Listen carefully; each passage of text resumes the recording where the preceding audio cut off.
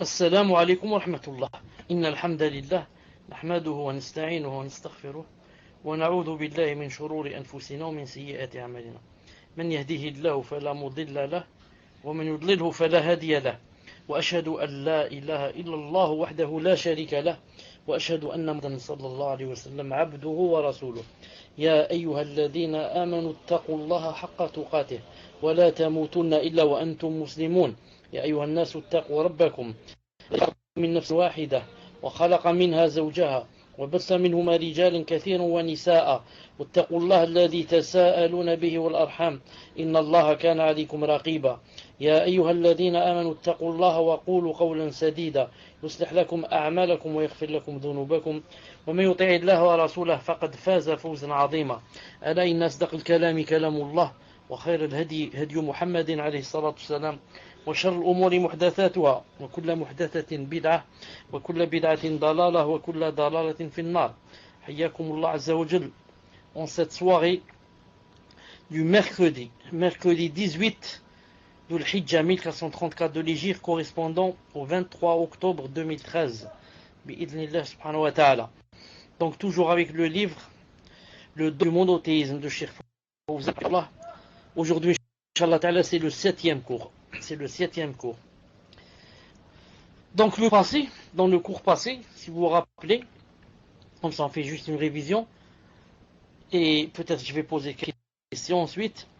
On avait parlé des preuves qu'il y avait dans le Coran sur l'unicité d'Allah subhanahu wa ta'ala, et plus spécialement l'unicité de la Seigneurie.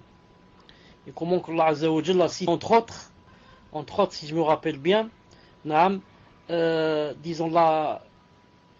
disons l'agencement et le régissement de l'univers. Il a cité comment cet univers était parfait, bi'idhnillahi ta'ala.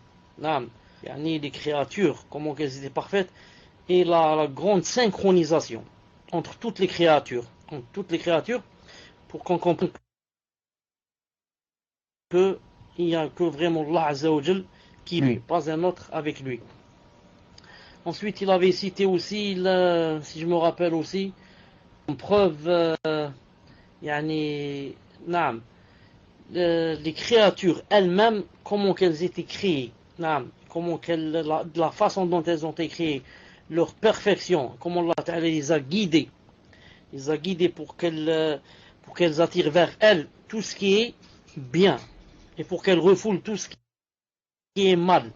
Subhanallah, même si elles n'ont pas, il y a une raison, vraiment comme la raison des êtres humains, mais même un animal, quel est le bien, où est le bien pour l'attirer, où est le mal pour l'éloigner, subhanahu wa ta'ala. Et qu'est-ce qu'on avait aussi cité? Une seconde, je suis en train de réfléchir. S'il y a encore Al-Muhim. Maintenant, s'il y a quelqu'un qui veut lever la main, s'il y a un frère, Inch'Allah Ta'ala, qui contacte un admin pour nous dire quelles sont les trois sortes d'unicité. Il y a trois sortes d'unicité. Si quelqu'un ne les fait pas, les trois, il n'est pas musulman. Quelles sont, Inch'Allah Ta'ala, les trois sortes d'unicité? Que quelqu'un, Inch'Allah Ta'ala, monte au micro pour nous les dire. Si c'est une sœur, qu'elle nous écrive, Inch'Allah Ta'ala, quelles sont les trois sortes d'unicité, bi'idhnillahi ta'ala. C'est la première question. J'attends.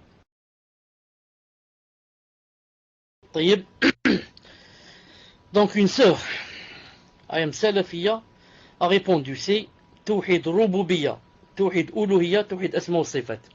C'est-à-dire Tawhid de la Seigneurie. Ensuite, Tawhid de la divinité. Ensuite, Tawhid des noms et des attributs. Barakallahu fiki. Maintenant, une deuxième question. Je dis, si c'est un frère, il prend le micro comme ça pour aller vite. Si c'est une sœur, elle écrit.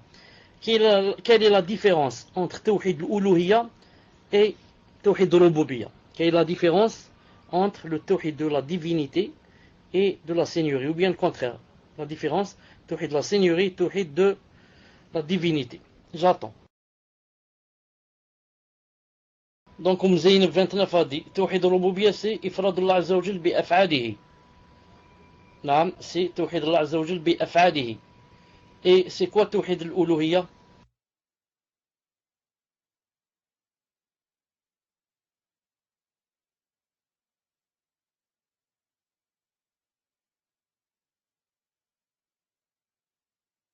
Vous avez la réponse ou je réponds?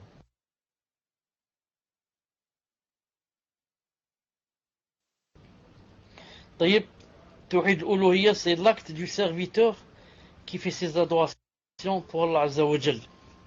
Non. C'est aussi, yani, unifier Allah Azza wa Jal de par nos actes. Car le Tawhid de la Seigneurie, c'est unifier Allah Azza wa Jal par ses actes, lui. Mais la divinité, c'est par nos actes, nous. Et Saouda Ma'aman a dit, salam alaikum, le Tawhid Uluhiyya, c'est unifier Allah par nos actes. Alors que Rububiyya, c'est unifier Allah Azza wa Jal par ses actes à lui. Naam, voilà exactement ce que je voulais dire. Donc, barakallahu fikum. Une dernière question, Inch'Allah Ta'ala. Des gens de la Bid'a ont ajouté une quatrième sorte d'unicité. Quelle est cette sorte? Les gens de la Bid'a ont ajouté une quatrième sorte d'unicité. C'est cette sorte. Fawzi, barakallahu fik. Nous sommes à une autre question. Naam. À cette question, on a répondu déjà, 3 ou 4 seront répondues. Inch'Allah Ta'ala, nous sommes à une autre question. Je dis, les gens de la Sunna, certains gens de la Sunna, ont ajouté une quatrième sorte. Quatrième sorte. C'est quoi? Comment s'appelle cette quatrième sorte? Apparemment, personne n'a trouvé. J'attends encore quelques secondes, sinon je réponds. Ibn al-Qayyim, Tawfiq Ibn al-Qayyim, tu as répondu exactement comme Fawzi. C'est-à-dire que maintenant, nous, on est en train de parler de... Les gens de la Bid'a ont ajouté une quatrième sorte, qui s'appelle Tawhid al-Hakimiyya. Maintenant, on parle des gens de la Sunna. Les gens de la Sunna ont ajouté une quatrième sorte, qui s'appelle... Voilà, le Tawhid. Voilà, le Tawhid. Voilà, je vais l'écrire. Le Tawhid. Le Tawhid du suivi. Ça, il l'appelle. Le Tawhid du suivi du prophète sallallahu alayhi wa sallam. Ibn al-Qayyim l'a cité. Il a dit le Tawhid du suivi du prophète sallallahu alayhi wa sallam. Ça, ce sont quelques gens de la Sunna qui ont ajouté ce quatrième. Sinon, les autres sont tous d'accord pour que il y en a 3 seulement, pas 4. Et ce quatrième-là, le Tawhid de la Sunna, du suivi du prophète sallallahu alayhi wa sallam, on peut le faire entrer dans quoi? On peut le faire entrer dans le Tawhid de la divinité. Parce que nous, quand on fait de par nos actes, on fait quoi? On suit le prophète sallallahu alayhi wa sallam. C'est clair. Non. J'avais ajouté aussi que, et ça je ne sais comment la poser, c'est pour ça que je vais répondre directement. J'avais aussi dit que le tawhid de la seigneurie, c'était pour faire prévaloir les actes d'Allah Azza wa Jal. Et que le tawhid de la divinité, c'était pour faire prévaloir ses droits, les droits d'Allah Azza wa Jal. Et le tawhid des noms et des attributs, c'est pour faire prévaloir la beauté d'Allah Azza wa Jal. Et son exaltation, exalté soit-il. Donc en arabe on dit توحيد الألوهية لبيان أفعاله وتوحيد توحيد الربوبية لبيان أفعاله توحيد الألوهية لبيان حقوقه les droits d'Allah Azza wa Jal et توحيد الأسماء والصفات لبيان جماله وجلاله. نعم. Reste une chose, on va terminer avec cette chose. Et si quelqu'un va dire vous avez divisé, vous dites que le tawhid se divise en 3, seigneurie, divinité et nom et attribut. Quel est le dalil? Quel est le dalil? Est-ce que le prophète a dit que le tawhid se divisait en 3? Quel est le dalil? Naam. Est-ce que quelqu'un peut donner un dalil? Je vous donne 2 minutes à peu près. Si quelqu'un peut nous donner le dalil. J'attends. Est-ce que vous m'entendez maintenant? Je répète la question pour ceux qui n'ont... on a dit que le tawhid c'est en trois sortes. Seigneur, divinité et nom et attribut. Quel est le dalil?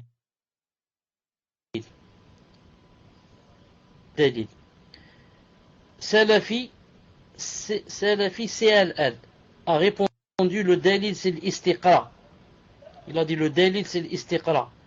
L'istiqra ça veut dire que les savants ont vu dans ce qu'il y a dans le Coran et la Sunna et on déduit que voilà ils se divisent comme ça. Ça c'est ça. Une autre réponse de Ayab Salafia. Je n'ai créé les djinns et les hommes que pour qu'ils m'adorent. Où est dans ce verset qu'il y a quoi de tawhid? Où est dans ce verset on peut trouver ici dans ce verset deux sortes. J'ai créé, c'est la seigneurie, il m'adore, c'est la divinité. Où sont les noms et les attributs? Mohammed 2005 a dit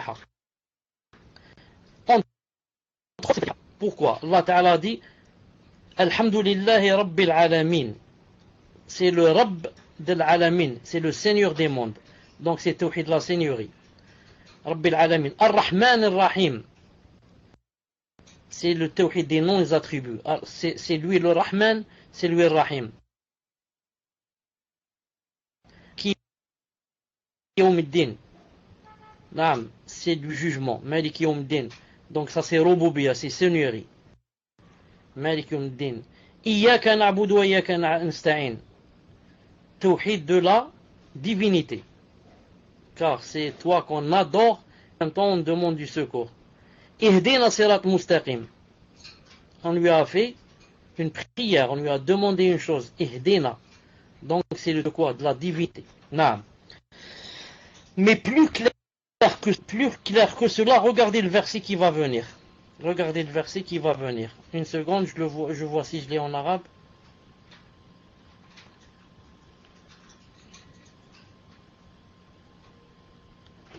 Regardez ce verset.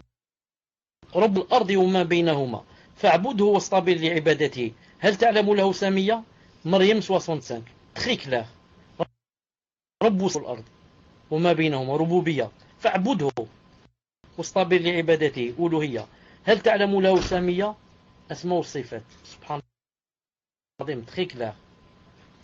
Il est le Maryam 65 il est leur des cieux de la terre et de tout ce qui est entre eux. Adore-le donc et selon son adoration lui est un homonyme.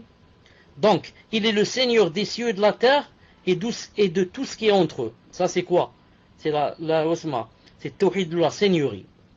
Car c'est lui le Seigneur des cieux et de la terre. Ensuite, adore-le et sois constant dans son adoration. Il te demande de l'adorer. C'est le Tawhid de quoi? De la divinité, de l'adoration. Lui connais-tu un homonyme? Il n'a rien d'égal. C'est lui le plus beau, l'exalté, le ceci, cela. Donc, des noms et des attributs. Donc, il faut bien apprendre ce verset de Maryam, surat Maryam 65, car il est très important et il montre les trois sortes de tawhid. Aujourd'hui, le cours d'aujourd'hui, Inch'Allah Ta'ala, c'est la démonstration que l'unicité de la seigneurie implique absolument l'unicité de la divinité.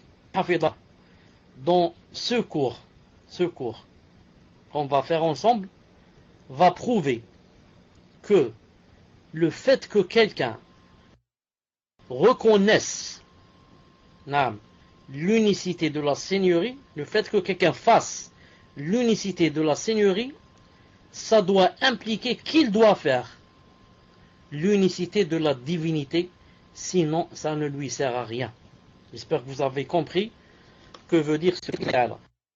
Le cheikh dit, cela signifie que quiconque reconnaît l'unicité de la seigneurie, c'est-à-dire qu'il n'y a nul créateur, ni pourvoyeur, ni ordonnateur de l'univers en dehors d'Allah, se doit de concéder que nul n'a le droit à l'adoration, sous quelque forme que ce soit, c'est Allah Azza wa Jal.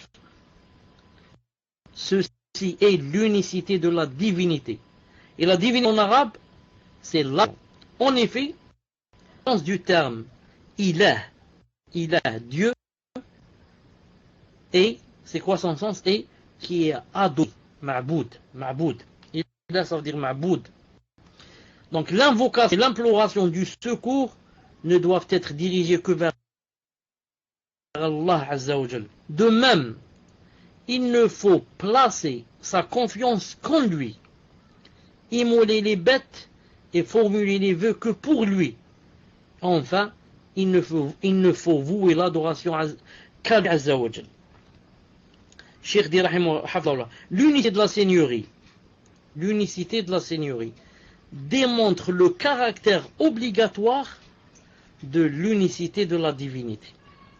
C'est pourquoi, à maintes reprises, Allah Azza wa Jal réplique à ceux qui nient l'unicité de la divinité, il le réplique en prenant comme argument le fait qu'ils reconnaissent l'unicité de la Seigneurie. Allah Azza wa Jal, plusieurs fois, vous allez voir dans beaucoup de versets, réplique à ceux qui n'adorent pas Allah Azza wa Jal, c'est-à-dire ne font pas l'unicité de la divinité, il le réplique en prenant comme argument le fait qu'ils reconnaissent l'unicité de la Seigneurie. C'est-à-dire que tant que vous avez reconnu et vous avez fait l'unicité de la Seigneurie, vous devez faire l'unicité de la divinité. On va commencer par le premier verset, bi'idhnillahi ta'ala. Regardez, lorsque Allah subhanahu wa ta'ala a dit الذي خلقكم والذين من قبلكم لعلكم تتقون. بقرة bien sûr. الذي جعل لكم الأرض فراشا والسماء بناء وأنزل من السماء ماء فأخرج به من الثمرات رزقا لكم فلا تجعلوا لله أندادا وأنتم تعلمون. C'est-à-dire, ô homme, adorez votre Seigneur qui vous a créé, vous et ceux qui vous ont précédés. Ainsi, atteindriez-vous à la piété. Ça c'est le 21. Ensuite, il a 22. C'est lui qui vous a fait la terre pour lit et toi, qui précipite la pluie du ciel pour vous. Ne lui cherchez donc pas des égaux alors que vous savez tout cela. Donc là, Azza wa Jal, il a dit dans le premier verset qui se dit,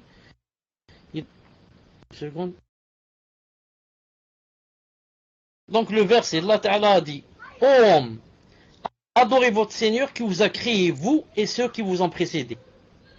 C'est-à-dire, si vous reconnaissez que c'est Allah Azza wa Jal qui vous a créé, vous et qui vous ont précédé, donc il a dit, adorez votre Seigneur. Donc, il faut l'adorer. Tu reconnais qu'il t'a créé et qu'il a créé ceux qui ont été avant toi, donc il faut l'adorer. Il a dit aussi, c'est lui qui vous a fait la terre pour lit, comme lit, et le ciel comme toi, pour toi. C'est la pluie du ciel. Et par elle, il fait surgir toutes sortes de fruits pour vous nourrir. Alors, si vous reconnaissez tout cela, donc, il faut l'adorer et non pas lui chercher des égaux. Si vous savez tout cela, il a dit, alors vous savez tout cela. Vous savez que c'est lui qui a fait de la terre un lit et du ciel un toit, c'est lui qui fait tomber la pluie, c'est lui qui fait sortir les fruits de par la pluie, bien sûr, pour vous nourrir.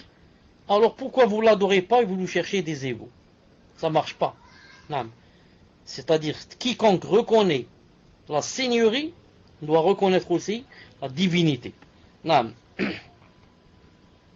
Ensuite, il a dit aussi, le Cheikh Hafidullah dit, le Cheikh Fawzan Hafidullah dit, il leur a enjoint de croire en l'unicité de la divinité, qui est son adoration, et il a avancé comme argument quoi?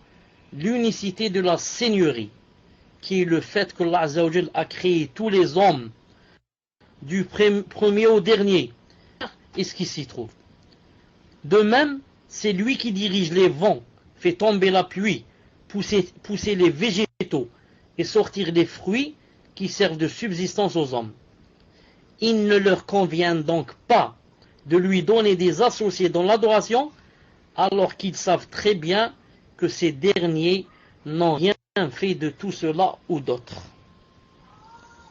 La voie naturelle pour établir l'unicité de la divinité est de la déduire de l'unicité de la seigneurie. En effet, l'être humain se rattache tout d'abord à ce qui est à l'origine de sa création, c'est-à-dire Dieu, et qui a la capacité de lui être bénéfique ou de lui nuire. Ensuite, il passe aux moyens qui peuvent le rapprocher de lui faire acquérir son agrément et consolider le lien entre eux. L'unicité de la seigneurie est donc la porte vers l'unicité de la divinité. C'est pour cela qu'Allah Azza wa Jal s'est basé sur cet argument pour réfuter les polythéistes et a ordonné à son messager alayhi salam de faire de même. Regardez ce qu'a dit Allah Azza wa Jal.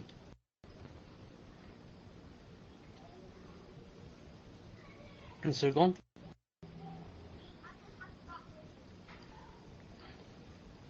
Regardez ce verset. Al-Mu'minun 84. قل لمن الأرض ومن فيها إن كنتم تعلمون سيقولون لله أفلا. Il a dit قل من رب السماء السبع ورب العرش العظيم سيقولون لله قل أفلا تتقون. Ensuite il a dit قل من بيده ملكوت كل شيء وهو يجر ولا يجار إن كنتم تعلمون. يقولون لله. Il a dit ici سيقولون لله قل فأنا تسحرون. المؤمنون 89. Maintenant ça donne en français. نعم. Ça donne en français.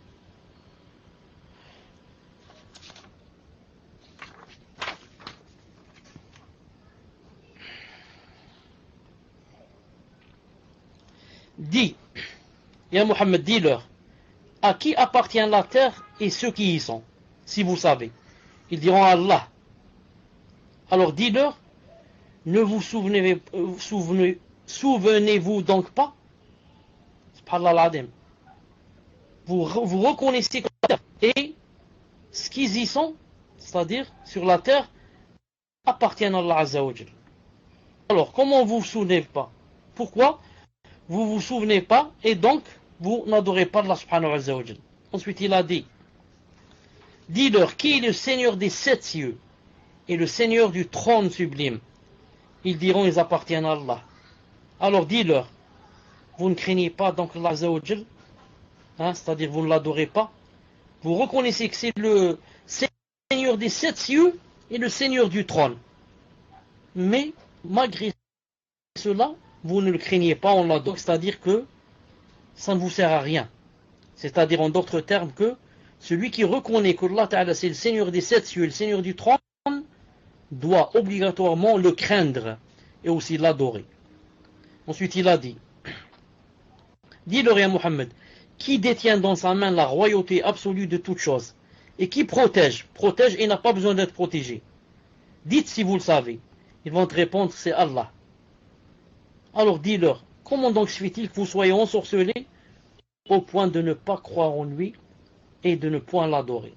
C'est ajib. C'est ajib. Vous reconnaissez qu'il détient dans sa main la royauté absolue de toutes choses et que c'est lui qui protège et il n'a pas besoin d'être protégé. Et malgré cela, vous ne l'adorez pas et vous ne croyez pas en lui dans le sens de vous ne l'adorez pas. C'est comme si vous étiez ensorcelé. C'est ajib. Naam. C'est-à-dire que toute personne qui reconnaît ces choses, c'est-à-dire qui fait le tawhid de la seigneurie, doit obligatoirement faire quoi? Le tawhid de la divinité et adorer Allah Azza wa Jal, sinon ça ne lui sert à rien. Ensuite, Allah subhanahu wa ta'ala a dit aussi, dans le même sens, pour prouver que le tawhid de la seigneurie doit mener au tawhid de la divinité. Il a dit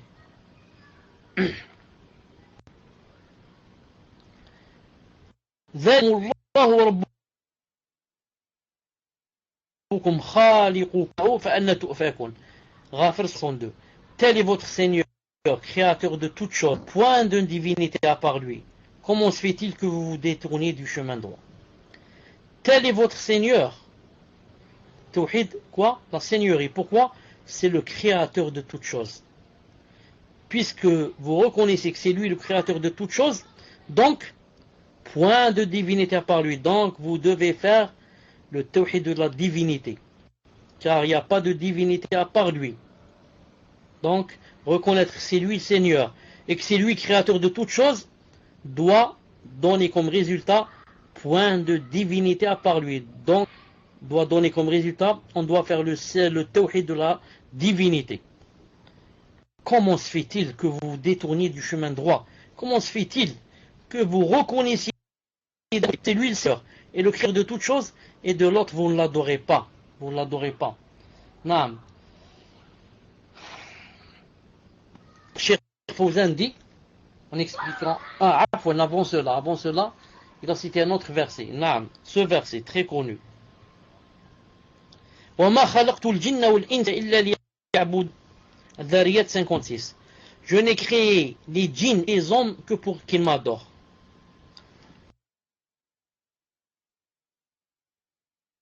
Car vous savez que et les hommes. Donc, ils font quoi? Ils font le tawhid de la seigneurie. Ils reconnaissent que c'est lui leur Seigneur. C'est lui qui les a créés.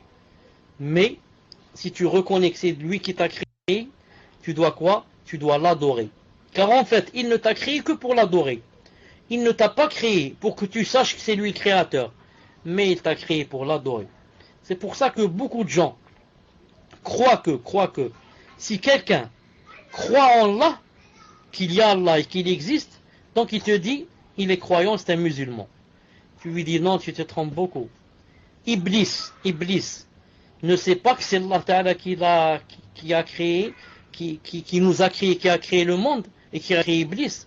Il sait que Iblis ne croit pas en Allah Azza wa Jal, il croit. Et est-ce qu'Iblis est un musulman?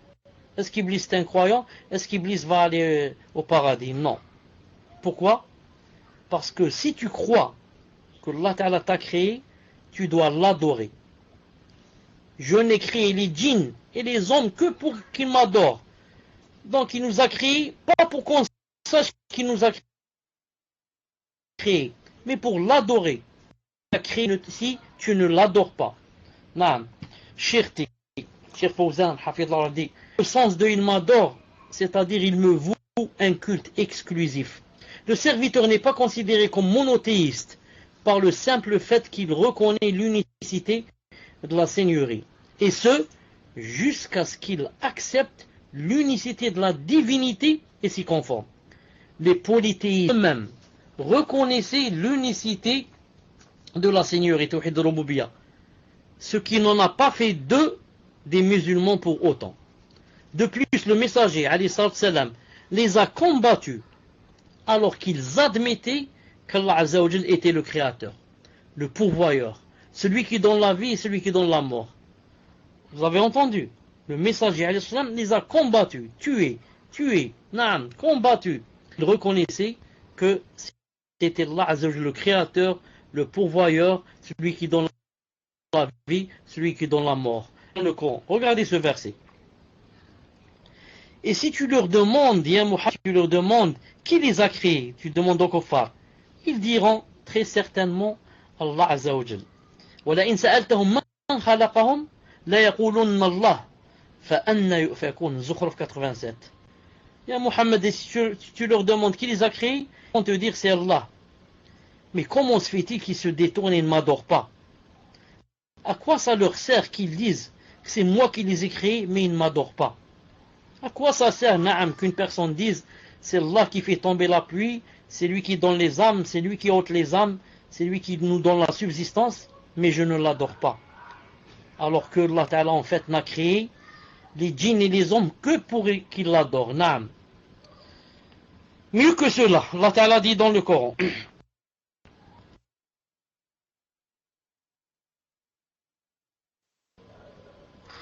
من خلق السماوات والأرض لا يقولن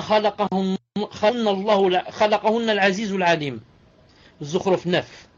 Écoutez, Ya Mohammed, et si tu leur demandes qui a créé les cieux et la terre, ils te diront très certainement le puissant, l'omniscient les a créés. Donc les kuffars, Abu Jahl, Abu Lahab, la clique, non seulement connaissez et admettez que c'est Allah Ta'ala qui a créé les cieux et la terre, mais mieux que cela, ils savaient même, faisaient même le tawhid et certains noms et attributs. Ils ont dit ici, on fait deux tawhid. Le tawhid de la seigneurie, on reconnaît que c'est Allah Ta'ala qui a, et en plus on reconnaît que c'est lui le puissant et l'omniscient. Ça c'est le tawhid de quelques noms d'Allah Azza wa Jalla. Allah Ta'ala, il savait que c'était lui le puissant, et que c'est lui l'omniscient. Subhanallah al-Azim. Mais malgré cela, ce sont des kuffars et le prophète sallam les a combattus jusqu'à la mort. Subhanallah al-Azim. Pourquoi? Il n'y a pas le tawhid de la divinité. Il ne l'adore pas. Naam, c'est Allah qui a créé les cieux. C'est Allah qui a créé la terre. Naam, Allah Ta'ala s'appelle ou là décrit comme étant le puissant, comme étant l'omniscient. Naam. Mais je ne l'adore pas. J'adore les statues. J'adore les arbres, j'adore la lune, j'adore le soleil, j'adore mon nafs, j'adore mes tentations. Et comme ça. Dans un autre verset, Allah subhanahu wa ta'ala a dit, regardez dans ce verset, قل من يرزقكم من السماء والأرض أمن يملك الأبصار ومن يخرج الحي من الميت ويخرج الميت من الحي ومن يدبر الأمر فسيقولون الله.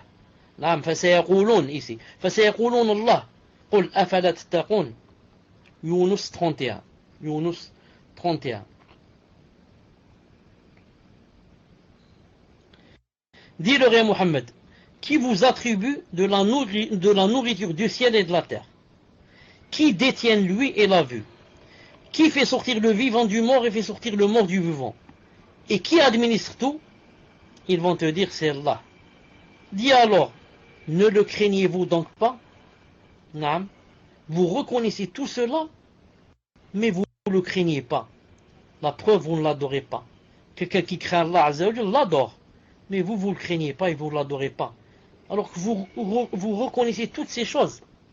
Donc, eux, croyez que, en reconnaissant, ou là en faisant le tawhid de la seigneurie, ça te suffit. Ça te suffit que tu dises, moi je crois que Allah Ta'ala existe, moi je crois en lui, que c'est lui qui pourvoit, je crois en lui, c'est lui qui régit l'univers, c'est lui qui fait tomber la pluie, c'est lui ceci, c'est lui cela, donc ça me suffit. Comme beaucoup de gens de nos jours disent cela. Beaucoup de il te dit, moi ça me suffit que je crois en Allah. Il te dit, moi je suis pas kafir, moi je suis pas un mécréant. Pourquoi?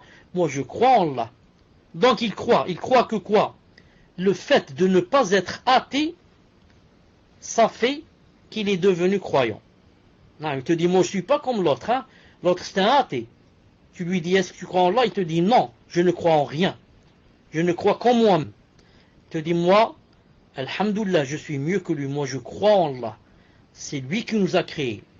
C'est lui qui va nous faire rentrer au paradis. C'est lui qui va faire rentrer les gens en enfer. C'est lui qui fait tomber la pluie.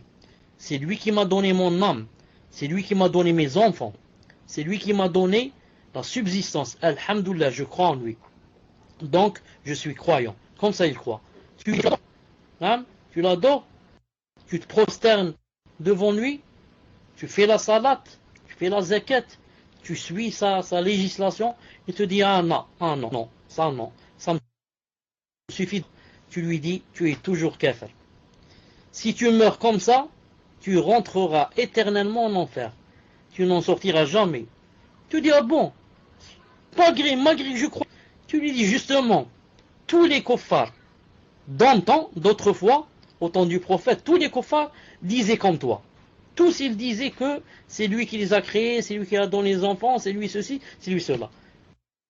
Et malgré cela, le prophète islam n'a cessé de leur faire la da'wa et ensuite de les combattre jusqu'à ce qu'ils reconnaissent qu'il y a tawhid de l'adoration et qu'ils l'adorent. Non.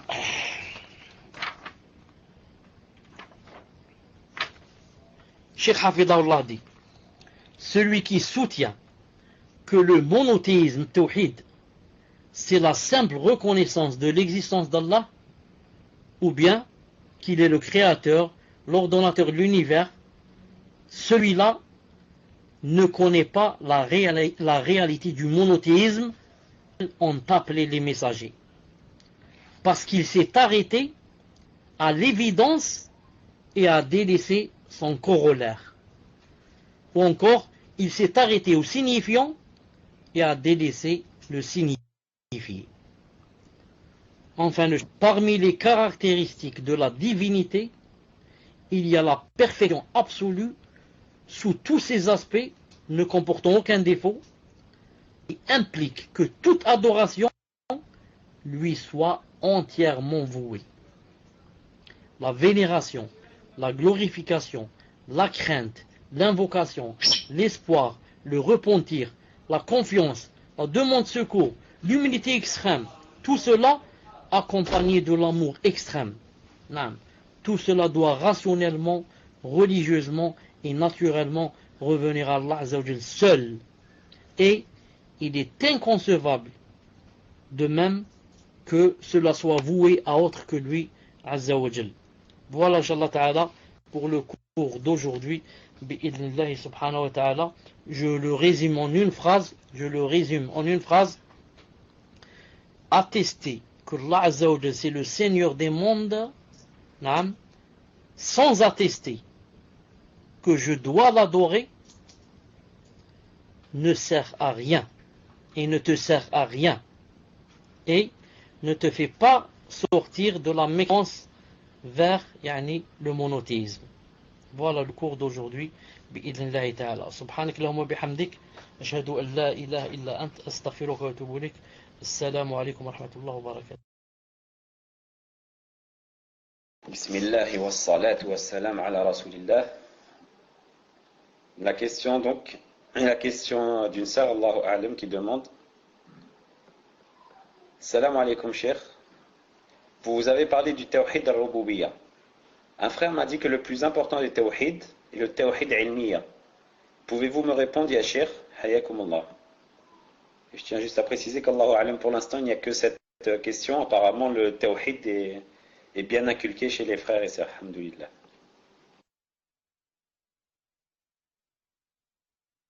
Je n'ai pas bien compris cette question, je ne l'ai pas bien entendue aussi.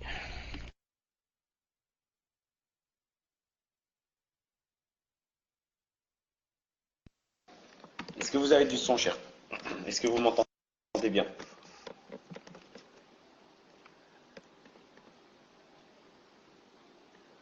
Alhamdulillah. Donc la question était, vous avez parlé du tawhid al-rububiyya. Un frère m'a dit que le plus important des tawhid est le tawhid ilmiya. Pouvez-vous me répondre sur cela, cheikh? Barakallahu fikum. Naam, tout est important. Tawhid al-ilmi ou al-amali.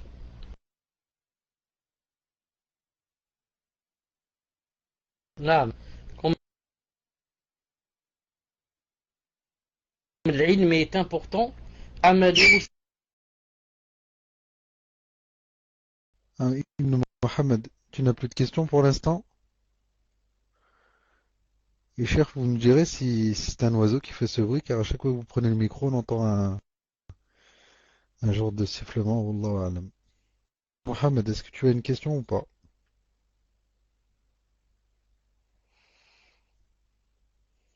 Atfadal akhi.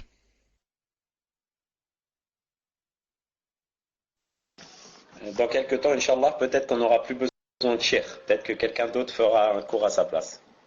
Ce sera peut-être une surprise, Inch'Allah. Donc, question d'une sœur qui demande: en quoi se basent les gens de la bid'a quand ils parlent du tawhid du jugement? Que veut dire tawhid du jugement? Jazakumullahu khayra, cheikh. Naam, du jugement, il veut dire par là que, contrairement à Al-Sunnah wal Jama'a qui disent quoi? Qui disent le tawhid du jugement, Naam. Une seconde. Appel entrant de plus 3248. Attendez, j'ai oublié de fermer mon téléphone. Une seconde.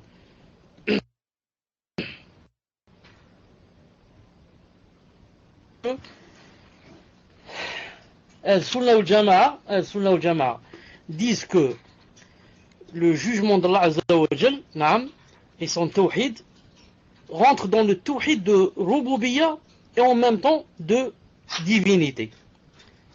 C'est-à-dire que Allah Azza wa Jal, c'est lui seul qui a le droit, c'est lui seul qui a cette, qui a le droit de juger entre les gens. Inil hukmu illa lillah. Et en même temps, vous m'entendez pas? Donc je disais que pour Al-Sunnah wal Jama'a, ils disent que le tawhid du jugement rentre dans quoi? D'un côté dans la seigneurie, parce que c'est Allah Azza wa Jal lui seul qui juge, et rentre aussi dans le tawhid de la divinité, que nous ne devons juger que par les lois d'Allah Azza wa Jal et par sa sharia. Mais les gens de la bid'a, non, disent qu'il y a un tawhid spécifique, le tawhid du jugement. C'est-à-dire que c'est une sorte spécifique. Ça ne rentre pas dans le tawhid de la seigneurie et le tawhid de la divinité. C'est ça la différence entre nous et eux. Eux, ils veulent faire du jugement, du tawhid jugement, ils veulent faire une sorte spéciale. C'est comme si il y avait spécialement un jugement et l'unicité de la divinité d'autre part. C'est pour ça que les takfiri et même les Ikhwan aussi, vous remarquez que ils ont leur tawhid, c'est le tawhid du jugement, c'est tout. Si on fait comme eux, on va dire que donc il y a spécialement ça, donc on ne va pas donner d'importance au tawhid de la seigneurie en général et de la divinité en général et des noms et des attributs. Quant à nous, Al-Sunnah, on dit non. Le tawhid du jugement n'est qu'une sorte de tawhid de seigneurie de divinité. C'est pas une chose spéciale. Si c'est clair, alhamdoulilah, sinon je réexplique inshallah ta'ala. Tfaddal. Barakallahu fikum, chef. Donc question suivante à la fois. Question d'une sœur qui dit: il m'est arrivé de douter de ma foi en Allah. Je me disais que peut-être ne suis-je pas croyante, bien que je croie en l'islam, l'iman ou l'ihsan. J'ai l'impression que je suis mécréante ou hypocrite. Est-ce possible de réunir cela dans le cœur, croire aux piliers cités plus haut, et se sentir tout de même mécréant? Alhamdulillah, je suis salafiyya wa alhamdulillah. Je m'efforce autant que je peux de pratiquer mon din, mais je me sens hypocrite. Barakallahu fikum. Et aussi, mashallah, c'est bien quand on est dans ces cours, car bien, inshallah. Si c'est possible de répéter la dernière phrase, je l'ai pas entendu. Est-ce qu'elle a dit de refaire les cours ou qu'est-ce qu'elle a dit à propos des cours? À la fois, j'allais tousser, c'est pour ça que je me suis dépêché un peu. Et masha'Allah, c'est bien quand on est dans ces cours, car on retient mieux. Masha'Allah. Donc je dis, c'est pas possible d'un côté d'être salafi, de l'autre d'être hypocrite et mécréant.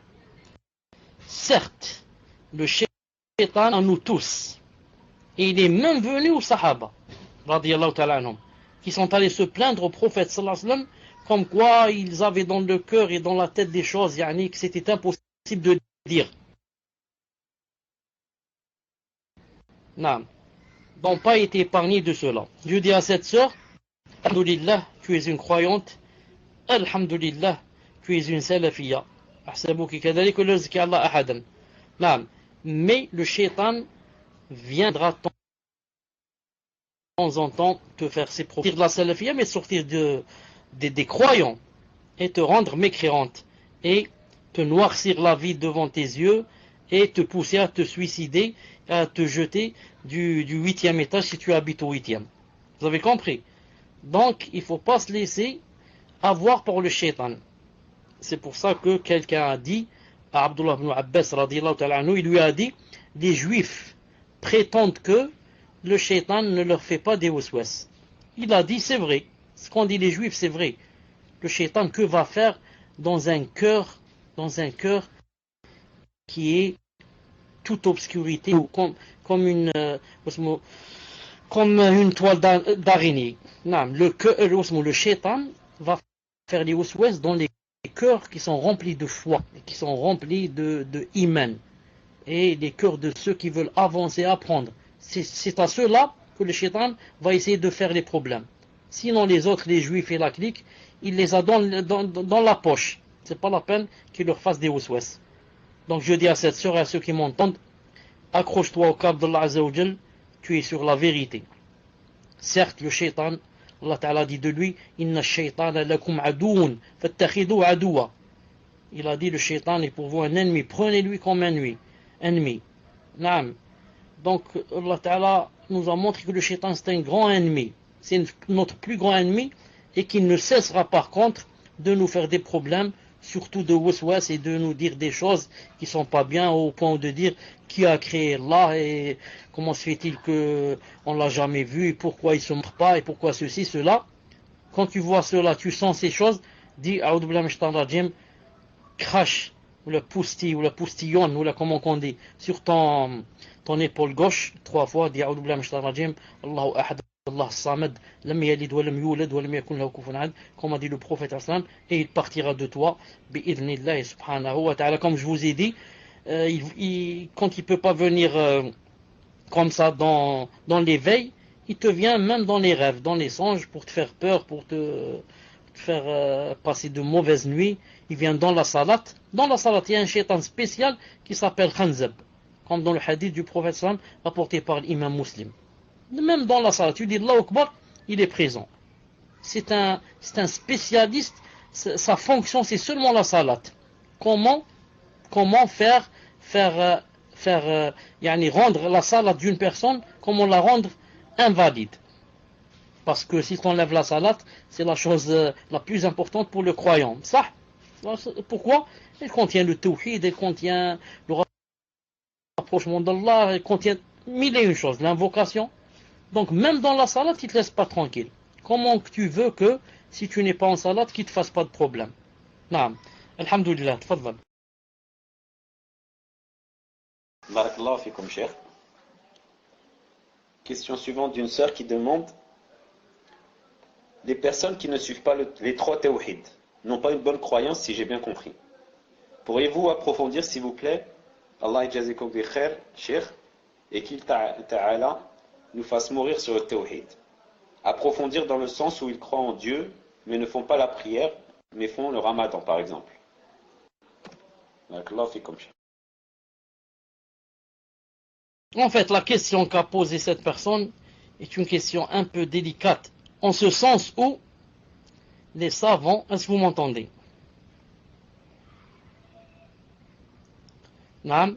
Les savants sont unanimes pour dire que celui qui ne reconnaît pas dans son cœur, et n'atteste pas, ne dit pas Ashhadu an la ilaha illallah wa ashhadu anna Muhammadan abduhu wa rasuluhu, que celui-là est kafir, sans aucune divergence entre les savants.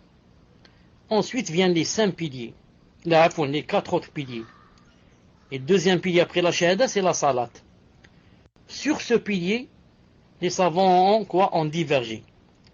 Est-ce que celui qui ne la fait pas, il est kafir ou il n'est pas kafir?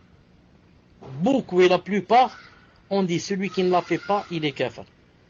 Et certains, comme les 4 imams, les 4 grands imams, et aussi Cheikh Al-Albani rahimahullah, dit que s'il ne la fait pas par paresse, il n'est pas kafir. Qu'est-ce que ça veut dire par paresse? Ça veut dire des fois il l'a fait, ensuite il reste comme ça. Une année, 2 ans, il ne la fait pas. Ensuite il l'a fait, ensuite quelques temps, il ne la fait pas. Et comme ça, par paresse. Ils ont dit celui-là, il n'est pas kafir.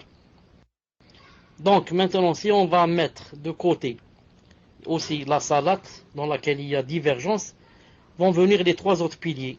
Le siyam, et la zakat et le hajj. Ceux-là, dans ces 3 piliers, les savants sont unanimes pour dire que s'il reconnaît le caractère obligatoire de ces 3 piliers, mais il ne les fait pas, il n'est pas kafir. Il n'est pas kafir.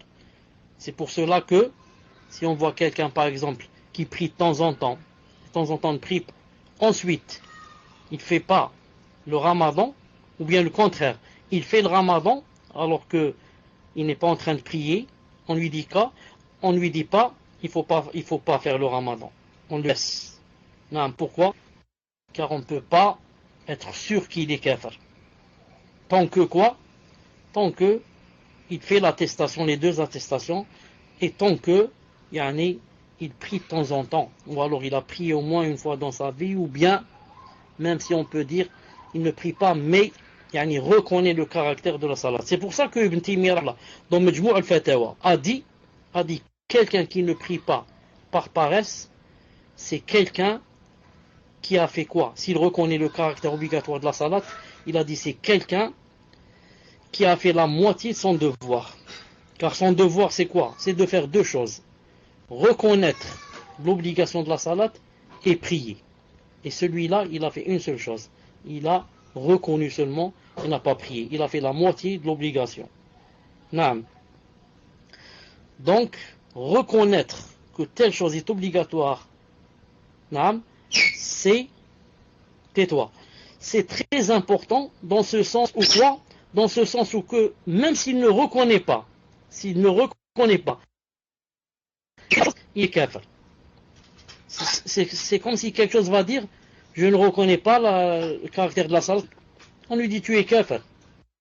Une femme va dire, je ne reconnais pas l'obligation du djilbab, mais je vais le mettre. On lui dit, ça sert, tu es kafir. La preuve que reconnaître, l'obligation de la chose, c'est que tu as fait déjà la moitié.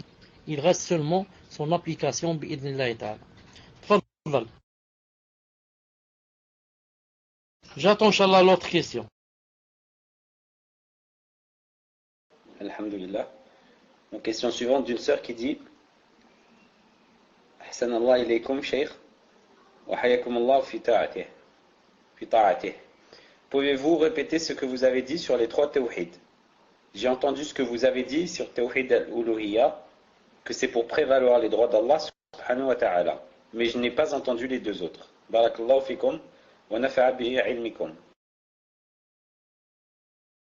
Rappelez-moi seulement si le timer fonctionne, car je m'oublie et maintenant je viens de le faire fonctionner à 40 minutes.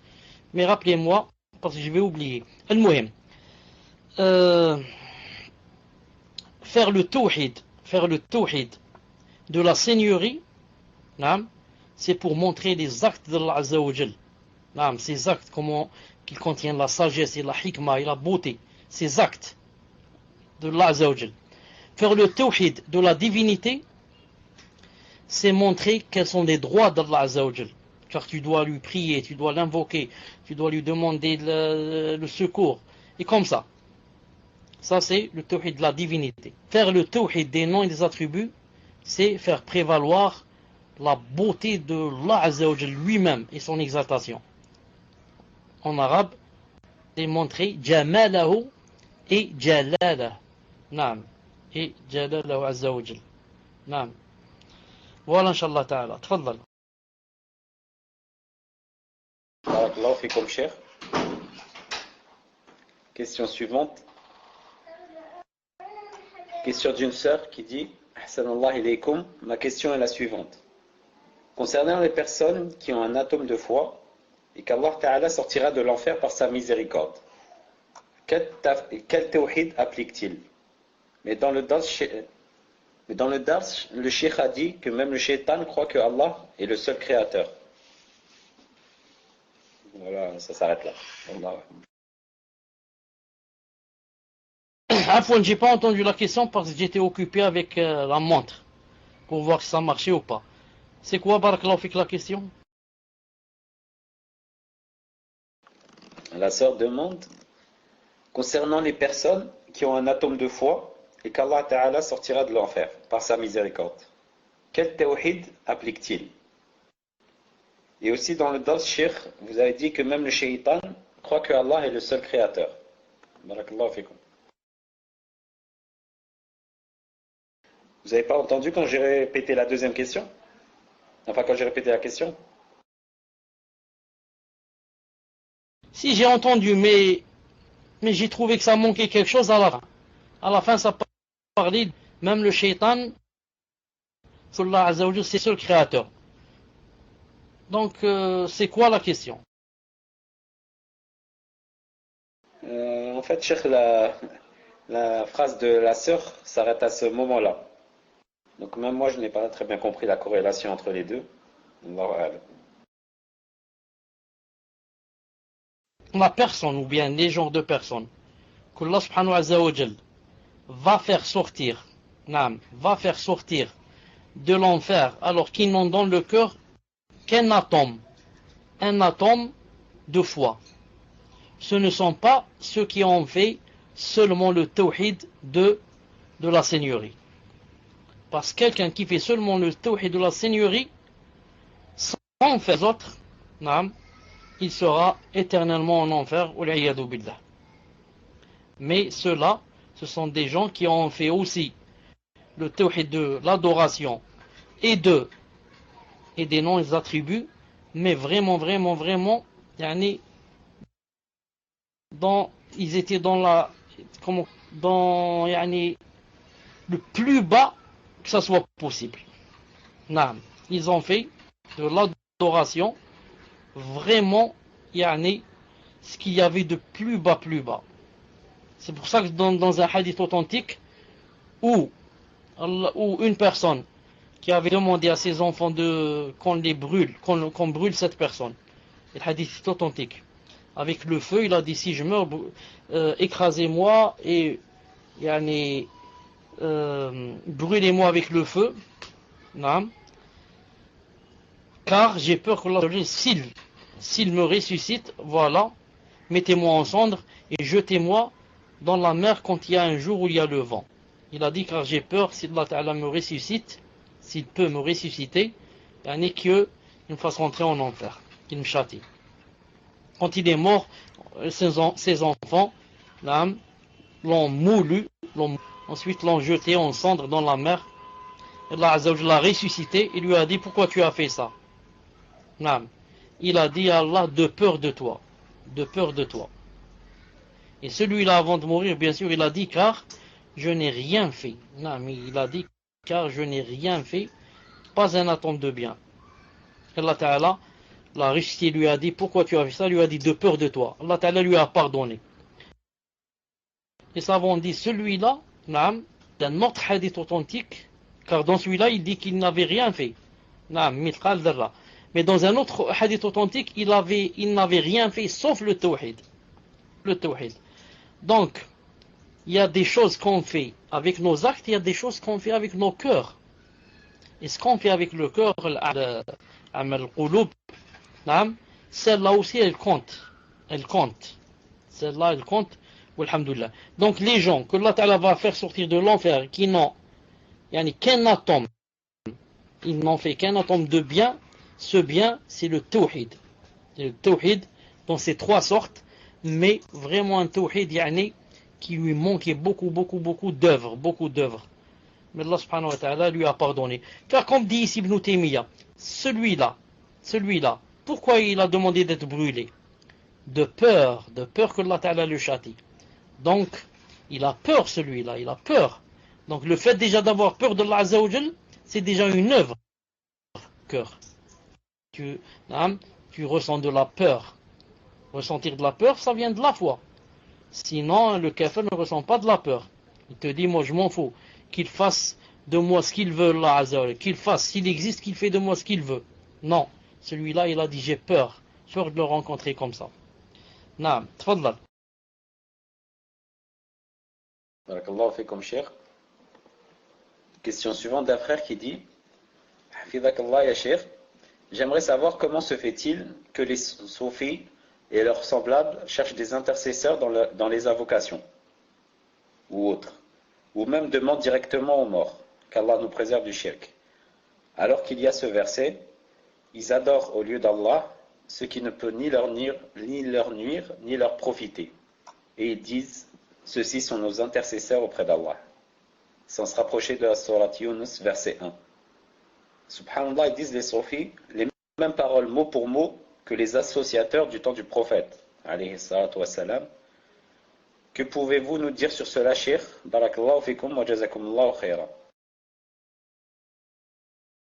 J'avais pas remarqué ce qu'a dit Fawzi du 30. Il a dit, je cite l'exemple du shaitan cité dans le cours, car je pense que celui qui croit que Allah Azza wa Jalla est le seul créateur, il dit à sauver de l'enfer pour l'éternité. Naam. Donc ça, c'est comme j'ai dit une grande faute. C'est une grande faute de croire quoi? De croire que celui qui croit en Allah, qu'il est le seul créateur, qu'il est sauvé. C'est une grande faute. Croire seulement cela ne suffit pas s'il n'y a pas quoi? S'il n'y a pas le tawhid de l'adoration et des noms et des attributs comme on l'a montré dans le cours bi'idhnillahi ta'ala. Maintenant, pour revenir aux soufis, les soufis c'est comme a dit le frère dans le verset.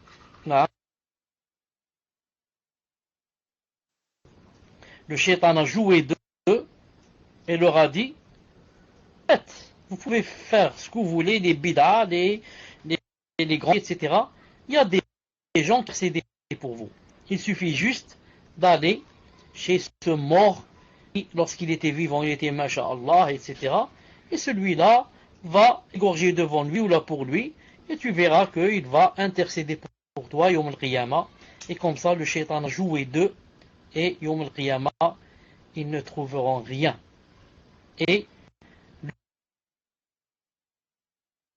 le mort, pour eux, ce mort même va se désavouer d'eux. Et derrière Allah, c'est pas moi qui leur ai demandé de venir me demander l'intercession, mais ce sont eux qui ont fait shaitan, qui leur a fait de dire, je me désavoue d'eux aujourd'hui. Naam, tfadal. Barakallahu fikum, Cheikh. Question suivante d'un frère qui demande, qu'Allah vous comble de ses bienfaits, Cheikh. Je voulais savoir la différence entre les noms et attributs d'Allah Ta'ala et quand est-ce que vous allez faire les cours sur les noms et attributs d'Allah. Barakallahu fikum, Cheikh. Naam, noms et attributs, si ça va pas venir dans ce livre, Inch'Allah Ta'ala, ça va venir dans le prochain. Il faudrait faire des cours en cela, car on est en train de faire la aqidah. Naam. Si la personne a demandé la différence entre le nom et l'attribut, il faudrait savoir que le nom, ça compose. Et l'attribut, ça comporte une seule chose. C'est ça la différence, Inch'Allah Ta'ala. Donc le nom, tout nom, comporte quoi? Comporte l'essence d'Allah Azza wa Jal, plus l'attribut, plus un attribut. Tandis que l'attribut, c'est seulement l'attribut. C'est seulement un sens d'une chose. Alors que le nom, c'est zat plus ma'na. Je répète, tout nom d'Allah Azza wa Jal, c'est quoi? C'est l'essence plus un sens. Alors que l'attribut, c'est seulement le sens. Je donne un exemple. Al-Maghfira, la miséricorde. C'est quoi? C'est un sens. Car je peux t'expliquer que ça veut dire la miséricorde. C'est le fait de pardonner, etc. C'est ce sens-là. Non. Par exemple, Ad-Dahik, le rire d'Allah subhanahu wa ta'ala. Vous savez que ça veut dire le rire. Non. Mais maintenant, si je prends un nom, je prends le miséricordieux par exemple. C'est quoi? C'est deux choses. C'est là, c'est son essence, lui, plus l'attribut de la miséricorde. Vous comprenez? Si je prends un autre nom, par exemple Samia, c'est l'Allah de Sama, de l'audion. Donc il y a l'essence et il y a l'attribut. Quant à l'attribut, c'est juste le sens. C'est juste le sens de cet attribut. J'espère que c'est clair, Inch'Allah Ta'ala. Tfadlak. Barakallahu fikum, Cheikh. Question suivante d'une sœur qui demande: ma famille croit au tawhid de la seigneurie et des noms et attributs, mais ne pratique pas l'adoration, à part pour certains le jeûne du mois de Ramadan. Est-ce que cela fait d'eux des musulmans ou pas? Car quand j'essaie de leur faire la da'wa, ils me disent que croire en Allah et en son messager suffit pour être musulman. Jazakumullahu khaira, Cheikh, ainsi qu'aux admins. Barakallahu fikum. En fait, ces parents qui disent à 30 minutes, ces parents qui disent comme ça, n'ont pas fait seulement le tawhid de la seigneurie. Car s'ils ont fait seulement le tawhid de la seigneurie, sans faire les deux autres, on va dire que ce sont des kuffars. Mais il ne faut pas oublier que ils attestent, ils disent ashhadu an la ilaha illallah wa ashhadu anna muhammadan abduhu wa rasuluh. C'est ça la différence. Les kuffars d'autrefois, qui attestaient seulement la seigneurie, comme Abu Jahl et la clique, n'ont jamais dit ashhadu an la ilaha illallah wa ashhadu anna muhammadan abduhu wa rasuluh. Donc il faut bien faire la différence entre celui qui fait la seigneurie et celui qui fait les deux attestations. Il y a une grande différence entre les deux. Et les parents de cette personne, sûrement que ils disent ashhadu an la ilaha illallah wa ashhadu anna muhammadan abduhu wa rasuluhu. Et il y a une grande différence entre les deux. Naam, tfadhal. Barakallahu fikum, chef. La question suivante. Question d'un frère qui dit: un prêcheur de notre village à Mayotte, Mayotte c'est une île qui appartient à la France, si je ne me trompe pas, dit en critiquant la da'wa au tawhid des salafis, il dit: la différence est que moi je suis pour une da'wa au tawhid bien ciblée envers les jeunes qui montent. Car les vieux, on ne peut rien y changer chez eux. Alors pourquoi nous embrouiller avec eux alors qu'il est clair depuis des années qu'ils ne vont pas accepter? Il vaut mieux laisser ça à Allah, Azza wa Jal, c'est lui qui jugera. Fin de citation. Il a étudié auprès des Téblir à l'île de la Réunion. Qu'Allah vous récompense, Cheikh, ainsi que les admins. Amin. Et il rajoute, donc le frère rajoute un peu plus bas, il rajoute aussi dans ses paroles, et j'ai les preuves avec moi: je ne vais surtout pas créer des troubles inutiles. Mon objectif c'est la jeunesse qui monte. Les vieux, on ne peut rien y faire. On les laisse terminer leur temps sur terre. Voilà ce que dit la personne. Alors là, fait comme cher. Le frère précise que ça n'est pas un frère, mais bien un prêcheur. Enfin, c'est un frère prêcheur. Celui-là se trompe. Le prophète sallallahu alayhi wa sallam n'a jamais fait la différence entre les deux, ni entre la femme, ni entre l'homme, ni entre le jeune.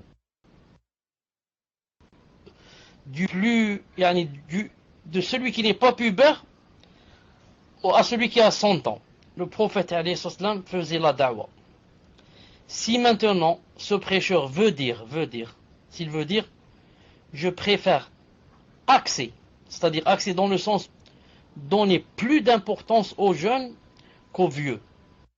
Car les jeunes, ils ont l'esprit ouvert, ils ont étudié, ils comprennent vite, ils répondent vite. On lui dit d'accord, si c'est ce que tu veux dire. Et que les vieux, c'est difficile. Et ils n'acceptent pas facilement. Donc, je ne voudrais pas perdre beaucoup de temps avec eux et laisser les jeunes comme ça qui veulent apprendre, les délaisser. S'il veut dire comme ça, on lui dit tu as raison. Mais s'il veut dire que le vieux, je le délaisse et c'est pas la peine que je lui apprenne. Et jamais je lui donne d'importance. Et je m'occupe seulement des jeunes. On lui dit alors tu te trompes beaucoup. Et tu seras questionné demain pour avoir délaissé cette grande frange de société. Et ces gens qui sont toi avec les vieux qui sont toi avec toi à la mosquée, tu les as délaissés au lieu de leur faire apprendre et de descendre à leur niveau et de leur faire apprendre des choses qu'ils comprennent. Il y a des choses qu'ils comprennent. Sinon pourquoi Allah Ta'ala les a créés et leur a demandé de m'adorer? Il y a des choses qu'ils comprennent. Donc il faudrait avoir de la patience avec eux et leur faire même des cours pour leur niveau et leur expliquer les choses qu'ils peuvent comprendre. Naam. Voilà, Inch'Allah Ta'ala, la différence entre les deux. Bi'idhnillahi Ta'ala. Tfadhal. Naam, Cheikh. Barakallahu fikoum. Donc la question suivante, Inch'Allah, question d'une sœur. Jazakumullahu khayran pour le cours. Et qu'Allah vous préserve ainsi que tous les musulmans. J'aimerais connaître la signification du verset 14 de la sourate des appartements, au sujet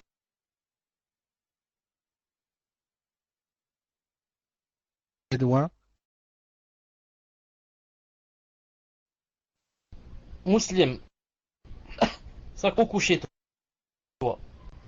D'ailleurs, on n'a pas entendu la fin. Cheikh, en attendant que Muslim revienne, si vous pouvez refaire un petit résumé de ce qu'est vraiment le tawhid, tawhid al-uluhiyya, tawhid al-ibada. Car il me semble, par rapport à la question de une des questions précédentes, que ce n'est pas encore bien clair pour tout le monde.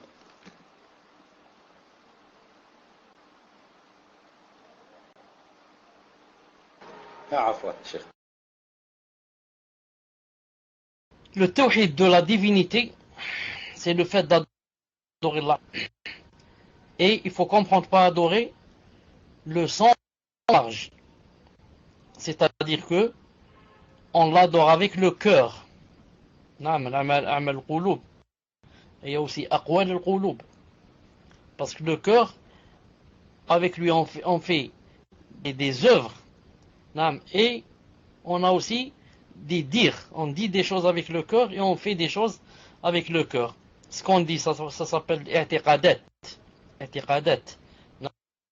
D'attester avec ton cœur qu'Allah Ta'ala c'est le tout-puissant, c'est lui qui donne ceci, c'est lui qu'il faut, c'est lui qu'il faut craindre, c'est lui. Tout ça, ça rentre dans les dires des cœurs. Ensuite, il y a les œuvres des cœurs. Le fait d'avoir peur de lui, le fait de j'avais dit le fait amal qulub, le fait d'avoir peur de lui, le fait de le craindre, le fait de l'invoquer, le fait d'espérer de lui. Al-Muhim. Donc il y a les actes du cœur, donc il y a l'adoration du cœur et il y a l'adoration avec la langue. Naam, naam, bil lisan, amal lisan. Quand tu fais les deux attestations, quand tu dis les choses qu'Allah Ta'ala aime, quand tu lis le Coran, quand tu blâmes des choses qui sont blâmables, quand tu montres des choses au bien, d'adorer Allah Ta'ala avec quoi? Avec ta langue. Et il y a enfin l'adoration avec les membres, les actes. Ce que tu fais avec ta main, ce que tu fais avec tes yeux, ce que tu fais avec tes pieds en allant à la mosquée, en allant rendre visite à un malade. Tout ça, ça rentre dans l'adoration. Et les gens, bien sûr, ne sont pas les mêmes dans l'adoration. Il y a celui qui en prend beaucoup, il y a celui qui en prend juste un peu. Mais, al-muhim, il ne faut pas se suffire au tawhid de la seigneurie, de dire Allah Ta'ala c'est lui qui m'a créé, et je reconnais que c'est lui qui m'a créé, et qu'il a créé le monde, donc ça suffit. Non, il faut faire des choses, avec son cœur, avec sa langue, et avec ses actes, et avec ses membres. C'est ça le tawhid de la divinité, ne faire ces choses-là qu'à Allah Azza wa Jal. Non, qu'à Allah, pas à autre que lui. Ne se prosterner qu'à Allah Azza wa Jal. Ne demander secours dans des choses que seul Allah Ta'ala peut donner secours seulement à lui. Maintenant, si je demande secours à une personne en quelque chose dans laquelle elle est capable, ça ne fait rien. Si je tombe dans un puits et que je vois quelqu'un qui est au haut du puits, qui peut m'aider, je lui dis aide-moi, c'est pas haram. C'est pas haram, l'aide. Naam. Mais si je demande secours, par exemple, à une personne, et je lui dis par exemple quelque chose que seul Allah Ta'ala peut faire, dans le sens je lui dis par exemple, écoute, par exemple, j'ai pas d'enfants, donne-moi des enfants. Alors que seul Allah Ta'ala peut donner des enfants. Dans ce cas, j'ai fait du grand shirk et je sors de l'islam. Naam. C'est ça l'adoration, le tawhid de l'adoration, le fait de n'adorer qu'Allah Azza wa Jal et lui vouer exclusivement le culte. Exclusivement le culte. Voilà, en résumé. Tfadlal. Muslim, est-ce que tu es revenu? Naam, cher Arfan, le PC était bloqué. Laquelle je ne sais pas si le son est clair. Est-ce qu'il y a des coupures comme tout à l'heure ou est-ce que c'est clair cette fois-ci? Alhamdulillah. Naam, donc je répète la question de la sœur. Jazakumullah khairan pour le cours. et qu'Allah vous préserve ainsi que tous les musulmans. J'aimerais connaître la signification du verset 14 de la sourate Les appartements, au sujet des Bédouins qui n'avaient pas encore la foi mais seulement soumis. Quelle est la différence? Barakallahu fikum. Tfadal Cheikh. Non, je cherche, attendez de voir c'est quoi le verset 14 de Surat al-Hujurat. Non, verset 14 Surat al-Hujurat. Voilà, قالت الأعراب آمنا قل لم تؤمنوا ولما يدخل الإيمان في قلوبكم وإن تطيعوا الله ورسوله لا يلدكم من أعمالكم شيئا إن الله غفور رحيم. Hujurat 14, ça donne en français, entre parenthèses, Tamillah. Est-ce que la fois passée, c'est-à-dire quand j'ai ouvert le passage, j'ai trouvé que tu m'avais écrit quelque chose comme quoi, sur le salam, comme quoi Cheikh Ibn permis, etc. Non, demande si la personne est là, le temps que je réponde. Donc en français, les vrais croyants sont seulement qui croient en Allah et en ses messagers. Non, c'est pas celle-là. Une seconde. Voilà le vrai verset. Les Bédouins ont dit, nous avons la foi. Dit, vous n'avez pas encore tout. Nous nous sommes soumis. Car la foi n'a pas encore pénétré dans vos cœurs. Et si vous obéissez à Allah et son messager, il ne vous fera rien perdre de vos œuvres. Allah est pardonneur et miséricordieux. Alors les Bédouins ont dit, Amen, Arab, Amenna. On a cru. Arab, Amenna. Qul lam tu'minu. Dit, vous n'avez pas encore cru. Vous n'avez pas, c'est-à-dire la foi. Walakin qul uslamna. Mais dites, nous sommes soumis, c'est tout. C'est quoi la différence? La différence, Allah subhanahu wa ta'ala veut montrer dans ce verset que l'islam se divise, il y a trois catégories, disons trois étapes si je puis dire. On commence du bas vers le plus haut. La foi se divise en trois. On commence par le bas, on monte vers le plus haut. On peut être seulement musulman, islam. Ensuite on monte plus haut, on devient croyant. Et on monte ensuite plus haut, deuxième degré, on devient bienfaisant. C'est pour ça que lorsque Jibril alayhi salam est venu voir le prophète sallam, dans sa tenue que vous connaissez, habillé en blanc, un blanc immaculé, noir, cheveux très noirs, etc. Les sahaba ne l'ont pas reconnu. Qu'est-ce qu'il lui a dit? C'est quoi l'islam? Il lui a répondu les cinq. Ensuite il lui a dit c'est quoi l'iman, la foi? Il lui a répondu. Donc ses messagers, son livre, etc. Ensuite il lui a dit c'est quoi l'ihsan? C'est quoi la bienfaisance? Il lui a dit comme quoi tu adorais Allah comme si tu le voyais, si toi tu le vois pas, lui il te voit. Donc en islam, il y a bien une différence entre islam, ensuite iman, ensuite bienfaisance. C'est pour ça que le prophète sallallahu dans un hadith dont il a dit Aslam an-nas wa amana Amr. Il a dit les gens sont musulmans. Et Amr ibn al-As, il est croyant. C'est-à-dire plus que musulman. Il y a musulman et il y a plus haut, croyant.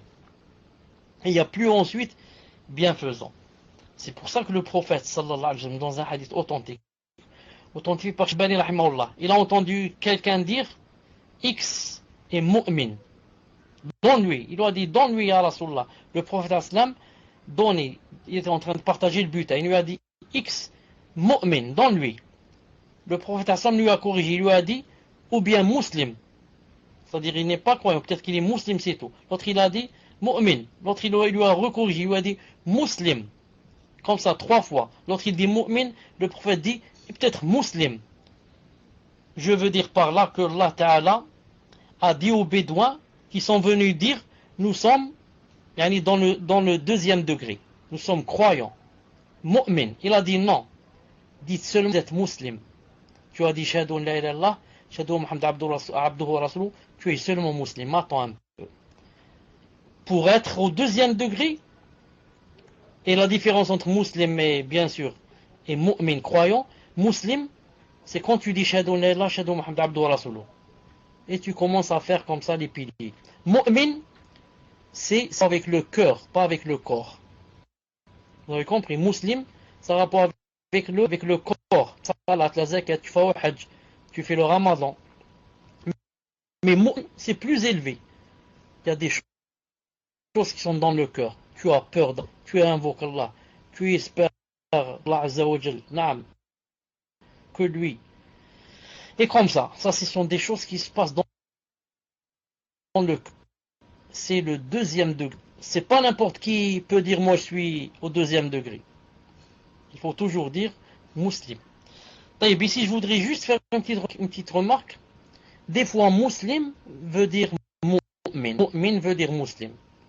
C'est pour ça que si on trouve dans le Coran ou dans la Sunna le mot muslim, ça veut dire aussi c'est mu'min. C'est la même chose. Si on trouve mu'min dans le Coran, dans la Sunna, ça veut dire muslim. À condition qu'on le trouve seul. On trouve le mot muslim tout seul ou le mot mu'min tout seul. Comme si Allah Ta'ala dit Ya ayyuha qumtum ila salat, ô vous les croyants, ça veut dire il parle des musulmans. Et s'il dit ô vous les musulmans, ça veut dire il parle des croyants. Muslim, c'est mu'min, c'est la même chose. Mais à condition que ça vienne seul dans un verset ou dans un hadith. Mais si dans un verset ou dans un hadith, les deux viennent dans le même verset ou le même hadith, ça veut dire qu'il faut faire la différence entre les deux. On dit en arabe, ce sont les mots qui, idashtama'a, iftaraqa. Ce sont les mots si, s'ils se joignent, ils se dispersent. Et s'ils se dispersent, ils se joignent. C'est-à-dire encore, si je trouve verset, le mot muslim tout seul, ça veut dire croyant, ça veut dire mu'min. Et si je trouve mu'min tout seul, c'est muslim. Il n'y a pas de... Mais si je trouve un hadith où il y a les deux, ou un verset où il y a les deux, il faut que je fasse la différence. En disant, ça veut dire le premier degré, ce qui a rapport avec le corps, et mu'min, ça veut dire deuxième degré, avec le cœur. Ici, Allah Ta'ala dit non, dites aslamna. Donc, il a fait la différence entre mu'min et muslim. Ici, il veut dire que mu'min c'est plus fort que muslim. Non. Le hadith, c'est quoi l'iman? Donc, les deux mots ici sont venus dans le même contexte. Donc, il y a une différence entre muslim et mu'min. Muslim, c'est le corps, mu'min, c'est le cœur. Pourquoi? Parce qu'ils sont venus les deux dans la même phrase, dans le même contexte. On l'a dans le hadith. Mu'min, seulement, ça veut dire le même sens, bi'idhnillahi ta'ala. Inch'Allah ta'ala. C'est-à-dire que cette personne me dise, Inch'Allah ta'ala, pour que je lui réexplique, pour qu'elle ne se trompe pas. Et la phrase que j'ai dite que ce sont ces deux mots, muslim, mu'min, qui, s'ils se joignent, ils se dispersent. Et s'ils se dispersent, ils se joignent, on a 4 ou 5 comme ça, comme muslim et mu'min, comme le qada ou le qadar, comme le faqir ou le miskin, comme l'iman ou le taqwa, comme le bir ou le taqwa. Et comme ça, il y a 5 ou 6 qui ressemblent, comme maghfira et aussi autre chose, attendez. Maghfira et autre chose que j'ai oublié. Ce sont deux mots qui, à chaque fois qu'on trouve un seul, des deux, ça veut dire que ça a aussi le sens de l'autre. Tfaddal. Question suivante, question d'une sœur. Cher, tous les noms découlent du nom général Allah. Mais peut-on dire que tous les attributs découlent aussi du nom général Allah? Sur le même sujet, une personne a dit que Ar-Rahman est un nom qui provient de l'attribut Zatiya. Cher, est-ce l'attribut qui provient du nom ou le nom qui provient de l'attribut? Barakallahu fikum wa jazakumullahu khairan. Tfadal, cher. Rappelle-moi le début de la question, barakallahu fik. Pas mallah. Ta question du frère sur le salam, etc. Est-ce que tu l'as avec toi? Je l'ai pas. Est-ce que tu l'as avec toi? Tfadal muslim. Cher, tous les noms découlent du nom général Allah, mais peut-on dire que tous les attributs découlent aussi du nom général Allah? Tfadal, cher. Non, c'est pas la même chose. Tous les noms découlent du nom général Allah, c'est-à-dire, disons, tournent autour de lui comme un orbite, comme en orbite, si on peut dire, gravite. Tous, yani, dans leur sens, vont rejoindre le mot Allah et le nom, naam, par lequel il est interdit de faire appeler quelqu'un. Car tous les autres noms découlent de lui et reviennent vers lui. Quant aux attributs, naam, il les attribue. Les attributs, c'est pour yani, montrer que tous les attributs, tous les attributs ont en quelque sorte le même sens quand ils reviennent vers Allah Ta'ala et n'ont pas le même sens si on regarde chaque attribut yani, à part. باعتبار الذات باعتبار المعنى. أعلام وأوصاف, comme on dit en arabe, أعلام وأوصاف. C'est-à-dire que, par exemple, on va prendre n'importe quel attribut. On va prendre, par exemple, السمع والطاعة, عفوا, السمع والعلم والنزول والضحك. Tout cela, c'est pour décrire Allah subhanahu wa ta'ala. C'est pour décrire Allah subhanahu wa ta'ala. Mais pourtant, on peut décrire aussi des êtres humains de par exemple, ceux que j'ai cités maintenant. Que l'être humain aussi écoute, l'être humain aussi parle. Entre les attributs. C'est pour ça que je réponds maintenant à la fin de la question. Quand on va, je sais pas, je dis, je connais la réponse, mais j'ai oublié sa question. Je dis, de chaque nom, faire sortir un attribut. Mais pas de chaque attribut, on peut sortir un nom. Prenez n'importe quel nom. Si je dis Sami', je déduis un attribut qui est Sama'. Si je dis l'audience, je déduis l'attribut qui est l'audience. Le fait que Allah Ta'ala entende. Si je dis par exemple Al-Alim, l'omniscient, je prends l'attribut, je déduis l'attribut l'omniscience. Et comme ça. Chaque nom, je déduis de ce nom un attribut. Mais pas le contraire. Pas le contraire.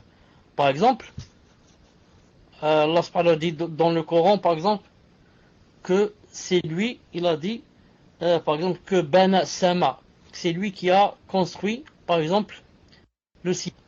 Mais je ne peux pas yani, déduire un nom qui est le constructeur. Vous avez compris?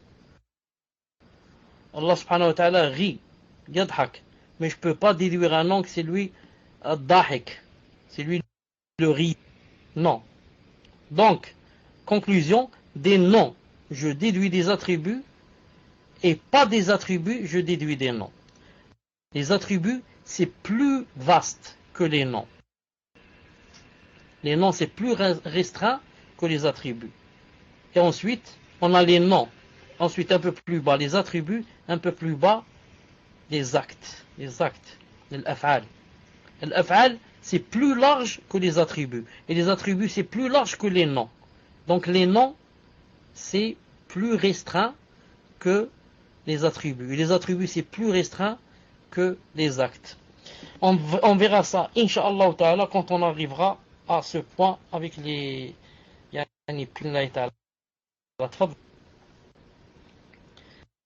Oui, je trouve mon PV pour m'envoyer ce qu'a dit le frère. Ou plutôt, c'est toi qui ouvres ton PV, Inch'Allah ta'ala. Donc je te cherche d'abord où est-ce que tu es. Ta'amallah, où est-ce que je vais le trouver? C'est pas facile de trouver, mais je vais essayer, Inch'Allah ta'ala. Ta'amallah, où es-tu? Est-ce que c'est pour... Voilà, maintenant je te vois. te vois.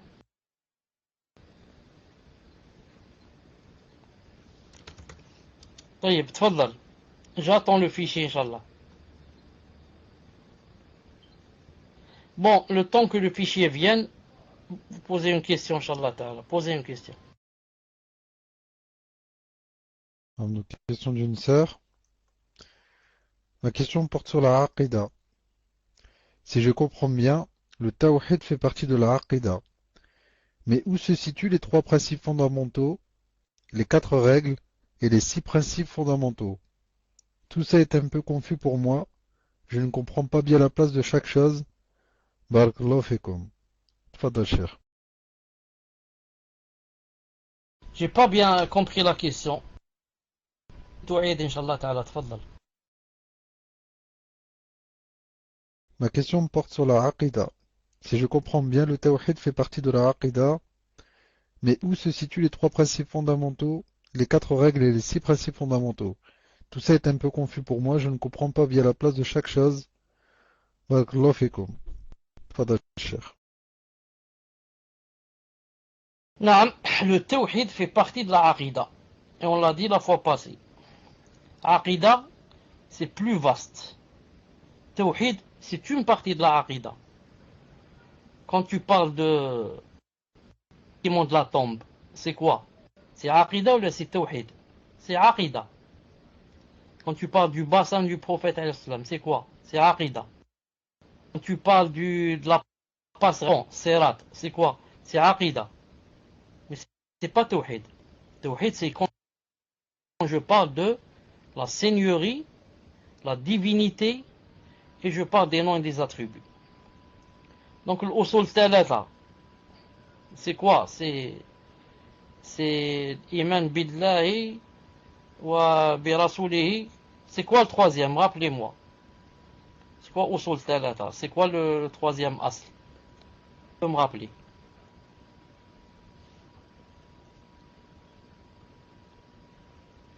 Est-ce que quelqu'un peut me rappeler vite?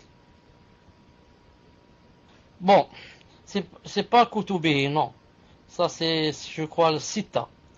Parce que, comme je vous ai dit une fois, Usul Thalatha, c'est un livre simple. Très bien pour un débutant. C'est pour cela que moi je l'ai lu comme ça, c'est-à-dire très vite. En le feuilletant comme ça. Pourquoi? C'est quelqu'un pour vraiment qui vient de rentrer dans le din, surtout si c'est un kafir qui ne comprend rien. On lui dit voilà, il y a l'usul thalatha, on commence par donc, yani voilà. Allah Ta'ala c'est mon Seigneur, Mohammed c'est mon prophète, et l'islam c'est ma religion. Donc ça rentre où? Ça rentre où? Ça rentre dans Tawhid al-Rububiyyah. Mohammed alayhi salam, c'est mon prophète. Si c'est mon prophète, d'un côté c'est royé. Ça rentre dans la Rububiyyah.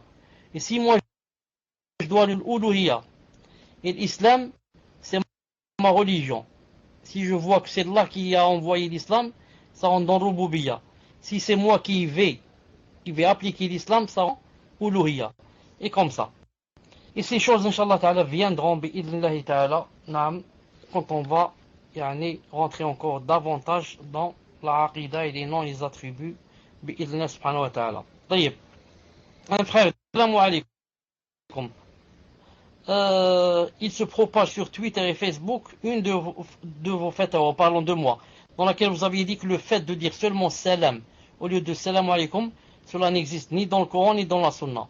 Cours sur Paltalk 29 12 12.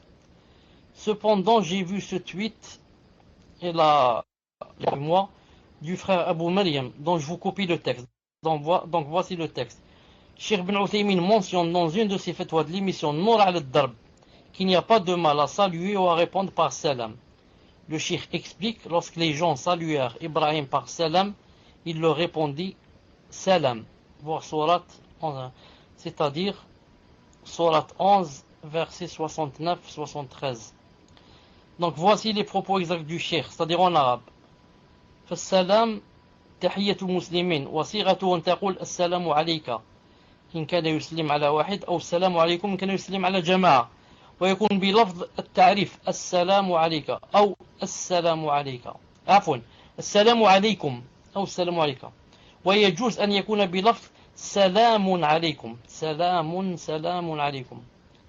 وإن اقتصر على قوله السلام فلا بأس، فإن إبراهيم عليه السلام لما رد السلام على الملائكة حين قالوا سلام قال سلام etc. Je dis نعم, ce qu'a dit ici le Cheikh Ben Uthaymin rahimahullah, avec ce que j'ai dit moi, il n'y a aucune contradiction, Inch'Allah Ta'ala. Pourquoi? Car Cheikh Ben Uthaymin rahimahullah quoi a dit? Il a dit le salam. Le salam, c'est de dire assalamu alayka ou assalamu alaykum. Ça dépend si tu parles à quelqu'un ou à un groupe. Ensuite, il a dit wa in iqtasara, mais si jamais il se suffit de ça veut dire en français il n'y a pas de mal. Donc Cheikh Ben Uthaymin, vous remarquez avec moi qu'il n'a pas, il ne dit pas il a de dire salam, il a dit, c'est-à-dire c'est seulement il n'y a pas de mal. Si tu veux dire comme ça, il n'y a pas de mal. Donc il est d'accord qu'il n'y a pas ça dans la sunna, ni dans le Coran. Je vais vous dire pourquoi maintenant, ni dans le Coran. C'est ce qu'a dit Ibrahim alayhi salam. Je vous dis, ne sont pas unanimes pour dire que ce qu'a dit Ibrahim ici, c'est une salutation. Il y a certains exégètes, ils ont dit, Ibrahim ici a dit salam dans le sens qu'il a eu peur. Donc c'est, je demande à Allah Ta'ala de me préserver du mal. Comme on dit, les gens de Ibad Rahman, Allah Ta'ala a dit, وَإِذَا خَاطَبَهُمُ الْجَاهِلُونَ قَالُوا سَلَامًا. قَالُوا سَلَامًا, c'est pas une salutation. C'est-à-dire, mais ils ont dit que Allah Ta'ala nous préserve. C'est un peu comme lorsqu'on fait le tashahhud. Qu'est-ce qu'on dit? Tahiyatullah, zakatullah, tawhidullah. Ensuite on dit Assalamu alayna. Salam alayna ou ala ibadillah salihin. Tu n'es pas en train de dire salam pour les gens salihin ni sur toi, mais tu demandes la préservation pour toi et pour les gens de bien. Tu dis que Allah Ta'ala nous préserve et préserve les gens de bien. C'est la même chose quand tu vas au cimetière. Naam, tu dis salam ala diyar al-mu'minin ou al-muslim ou le musulman. Naam, salam ici c'est pas que mais que Allah Ta'ala vous préserve et nous préserve. Al-muhim. Deuxièmement, on va supposer que dans le verset salam ici, c'est la salutation. D'accord. On va répondre, mais ça, c'est la législation de Ibrahim. C'est Ibrahim qui a dit ça. C'est une législation à nous. Nous, on a la législation du prophète sallallahu alayhi wa sallam. Et c'est quoi la preuve? La preuve. Le prophète sallallahu alayhi wa sallam, dans sa vie, pas deux. Une seule fois dans sa vie, a dit à quelqu'un. Non. Est-ce que le prophète sallallahu alayhi wa sallam, une seule fois dans sa vie, quelqu'un peut nous ramener un hadith où il a dit à quelqu'un? Est-ce qu'il y a ça dans la sunna? Sur lui qui est descendu le Coran, ça, sur son cœur. Est-ce qu'une fois quelqu'un peut nous ramener un seul hadith où dans sa vie, alayhi salam, pendant 23 ans, il Assalam Abu Bakr Omar, comment vas-tu? Et pourtant, c'est sur lui qui est descendu le Coran du Muhammad alayhi salam. Et quand on a dit, c'est permis de dire ici salam, c'est permis, je dis, il y a d'autres, comme l'Adawi, là, qui a dit pas salam, il a dit ni on commence par dire à quelqu'un, on lui dit salam. Donc comme Cheikh Ben Uthaymin a dit, il n'y a pas de mal pour dire, il y en a d'autres qui disent non, on ne peut pas dire. Ça, c'est ijtihad. Mais je dis, pour terminer, je dis, si quelqu'un maintenant se base sur la fatwa de Cheikh Ben Uthaymin, il va dire salam au lieu de salam alaykum, on lui dit il n'y a pas de mal. Car Cheikh Ben Uthaymin, rahimahullah, a dit cela. Mais C'est sunna. Même Cheikh Ibn Uthaymin n'a pas dit que c'est sunna. Il a dit seulement il n'y avait pas de mal à dire cela. Bi'idhnillahi ta'ala. Barakallahu fi le frère pour avoir fait cette recherche et nous avoir amené cela. Et c'est une faïda donc on apprend aujourd'hui qu'il n'y a pas de mal à dire salam donc. Et Inch'Allah ta'ala on va yani, se quitter et se rencontrer Inch'Allah ta'ala samedi bi'idhnillahi ta'ala. Tfadlal, c'est quoi la dernière question? Tfadlal. Afin de vous retenir, c'est le frère tout à l'heure qui avait posé une question qui était de l'île de Mayotte. Je vous ai dit que c'était une île qui appartient aux Français. Et en fait, c'est une île qui est à 95% composée de musulmans. Alhamdulillah. Mais c'est un territoire qui appartient aux Français. Et ils ont certaines spécificités où, alhamdulillah, par exemple, ils peuvent faire l'adhan avec un haut-parleur, etc.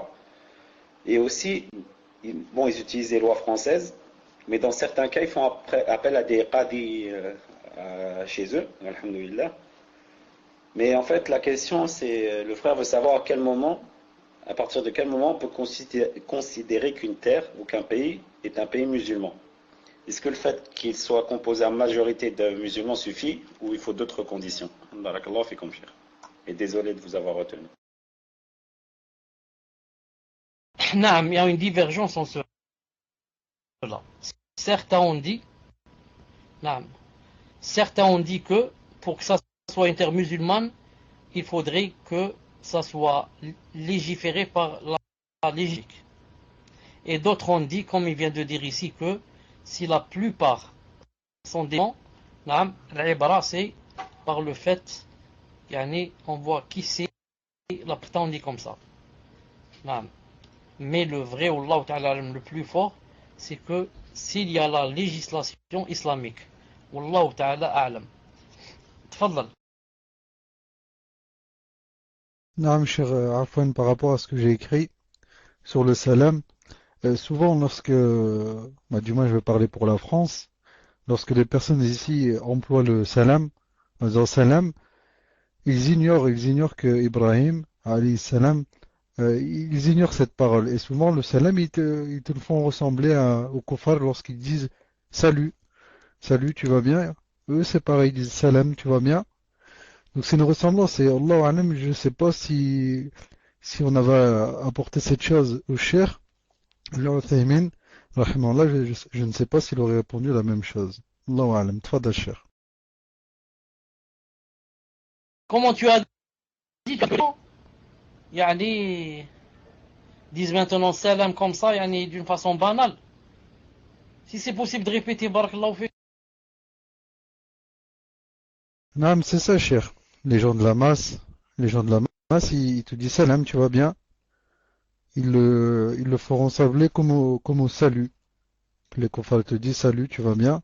La même chose, wallahu alam. Je ne dis pas pour tout le monde, laquelle la plupart du temps, ils te disent salam, tu vas bien. Et j'imagine qu'ils disent comme ça naturellement, en ignorant bien sûr la parole d'Ibrahim, alayhi salam. Wallahu alam, si les frères confirment ce que je dis. Tfadal cher.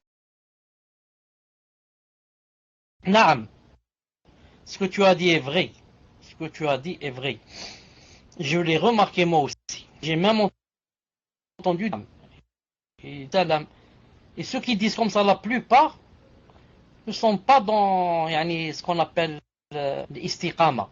Ils ne sont pas bien impliqués dans le din. Ce sont les gens légers qui disent comme ça. Je dis de nos jours, je ne parle pas au temps de Ibrahim ou là. Alayhi salam. Naam, si quelqu'un veut dire cela, il faut dire dans le cœur que je fais comme a fait Ibrahim, ou bien je fais comme a dit Cheikh Ibn Uthaymin rahimahullah. S'il fait comme ça, ça devient une adoration. Mais s'il dit juste comme ça, salam, pour ne pas perdre de temps, ou là parce qu'il est devenu de dire comme ça, ce n'est pas ça, il peut quoi, il ne le fait pas comme adoration. Devenu à la mode. Comme maintenant j'ai remarqué, je ne sais pas s'il y a ça chez vous, mais maintenant chez nous en Algérie, ça fait ravage. Quoi? Toutes les femmes jeunes filles surtout, les jeunes filles. Mais même certaines femmes assez âgées, hein, quand elles se quittent, elles disent bye. Toutes les jeunes filles à partir de 12 ans, 13 ans, surtout celles-là, 18 ans, bye. Il faut éviter, Inch'Allah, d'afficher des choses de manara quand je suis en train de parler parce que ça m'enlève le micro. Donc, c'est devenu ici, ça fait ravage. Bye, subhanallah al-azim, même, tu vois même certaines femmes assez âgées qui disent, c'est grave, au lieu de dire salam alaykum ou bien à la rigueur, fi amanillah, mais surtout salam alaykum. Fi amanillah, comme a dit Cheikh Ibn Uthaymin, on l'ajoute après si on veut, salam alaykum fi amanillah. Maintenant, les gens disent bye bye, alors que certains ont dit, ça rentre vraiment dans le shirk, le fait, car ça veut dire que je te laisse dans, yani le curé ou je ne sais pas qui va te préserver, au lieu de dire qui va te préserver. Pour salam, voilà le pape, pour salam, je l'ai remarqué. Certains disent seulement salam, mais pas en adoration, en d'autres choses. Ibrahim Abu Fawzan, également les takfiris qui ne veulent pas dire salam alaykum disent souvent salam. Naam, les takfiris, ils t'évitent. Ils disent celui-là, yani, n'est pas musulman, donc je dis comme ça salam, c'est tout. J'ai pas dit salam ou alayk, j'ai dit salam. Donc, alhamdoulilah, je t'ai pas dit salam. Comme ça pense le takfiri, naam. D'accord, oui, là, j'ai compris. J'ai compris. Taïb, j'allais quitter, mais il reste 5 minutes pour terminer rond, comme on dit. Il reste 5 minutes. Est-ce que vous avez encore quelques questions pour les 5 minutes? Fadla.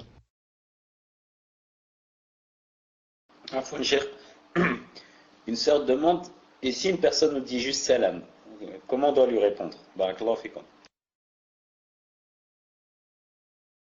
Ah, si c'est un musulman, dis-lui wa alayk salam. Non, dis-lui wa alayk salam. Si tu veux alayk salam, wa rahmatullah. Mais si c'est un musulman et tu sais qu'il fait ça, qu'il a dit ça par adoration. Mais s'il dit seulement salam, tu sais que c'est quelqu'un qui est vraiment loin, qui se moque, ou là, dis-lui toi aussi. Non, alayk salam. Ça s'arrête là. Tfadlal. Naam, cher, donc j'ai la question d'une sœur. Si vous voulez terminer avec ça. Ahsanallahu ilaykum, cher.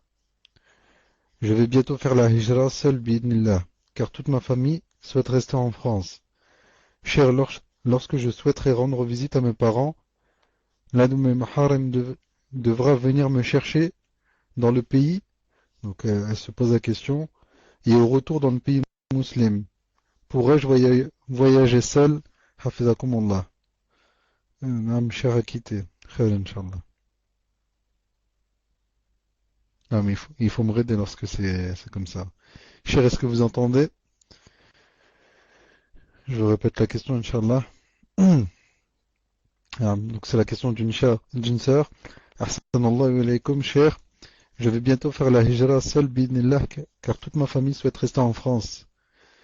Cher, lorsque je souhaiterai rendre visite à mes parents, est-ce que l'un de mes maharim devra venir me chercher dans le pays? Et au retour dans le pays musulman, pourrais-je voyager seul? Hafizakumullah. Tfadal, cher. Non, c'est mieux. C'est mieux si c'est possible que quelqu'un vienne, bi'idnillah ta'ala, comme ça pour que la personne yani, parte en sécurité, bi'idnillah ta'ala. Ce serait la meilleure des choses si c'est possible, bien sûr, bi'idnillah ta'ala. Tfadlal. Question suivante, question d'un frère. Un frère demande, ma femme m'a demandé le khola après lui avoir annoncé que je désire prendre une seconde épouse. Dans ce cas-là, a-t-elle droit de demander le khola pour un acte qui n'a pas encore été fait, sachant que la dot n'a pas été rendue? Est-ce que le khola prend effet tout de même? Je précise que lors de la muqabala, le sujet de la polygamie a été abordé et j'avais répondu à ce moment-là, cela ne m'intéresse pas. Depuis, j'ai changé d'avis. Ma parole durant la muqabala a-t-elle une quelconque valeur? Barakallahu fikum. Tfadal, cher. Naam, la parole pendant la muqabala a de l'importance, car il est possible que la personne ait accepté quand elle a cru que tu n'allais pas prendre une autre épouse. Et que c'est possible que si la personne avait su que tu allais prendre une autre épouse, qu'elle n'aurait pas accepté. Cette personne, si elle avait su que tu étais du genre polygame, qu'elle aurait pu faire comme condition: je me marie si tu ne prends pas une autre. C'est pour cela que celle-là maintenant, si elle demande le khula, car elle sait qu'elle ne peut pas vivre avec toi, et ne peut pas vivre avec l'autre, elle serait trop jalouse pour cela, que les savants ont dit que c'est l'une des choses qui permettent.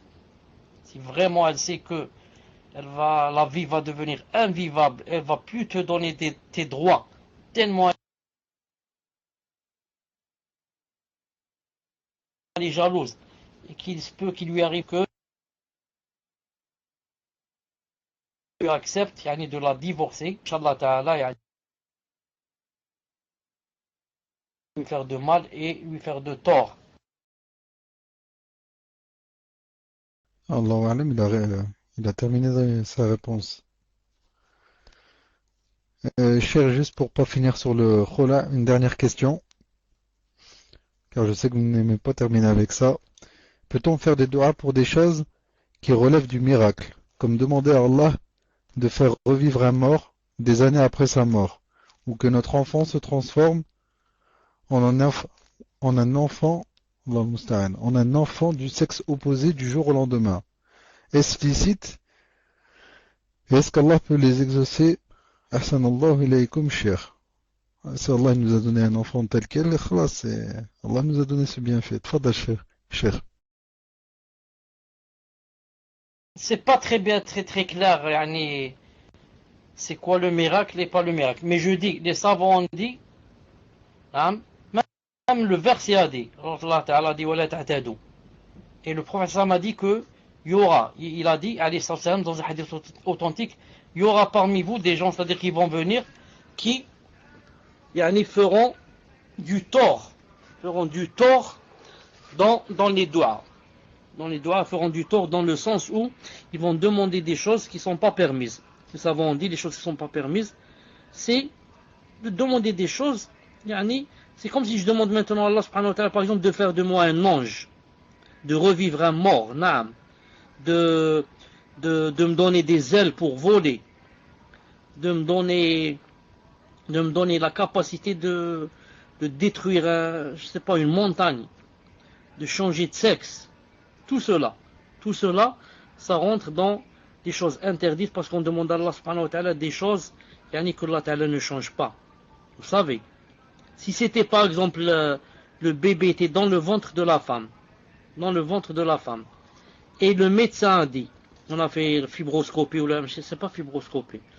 Comment ça s'appelle, Adek? C'est pas la fibroscopie, celle pour savoir le bébé. Vous avez compris ce que je veux dire?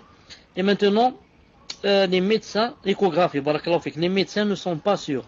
Ils disent on doute de ce bébé, c'est peut-être un garçon, une fille, c'est pas très sûr. 50%, 50%. Là, ou alors ils disent 60% c'est une fille, 40% non. Là, c'est bien de dire, par exemple, je veux faire des doigts que Allah Ta'ala change le sexe, que ce soit un garçon ou une fille, par exemple. Mais, maintenant que le bébé est là et on est sûr que c'est un garçon, par exemple, on va demander à Allah Ta'ala de le rendre une fille. Tout ça, ça rentre dans, demander des choses qui sont, haram. Naam. Voilà, on arrête, Inch'Allah Ta'ala, ici. سبحانك اللهم وبحمدك اشهد ان لا اله الا انت استغفرك واتوب اليك. On se rencontre samedi, Inch'Allah Ta'ala. Assalamu alaikum wa rahmatullahi wa barakatuh.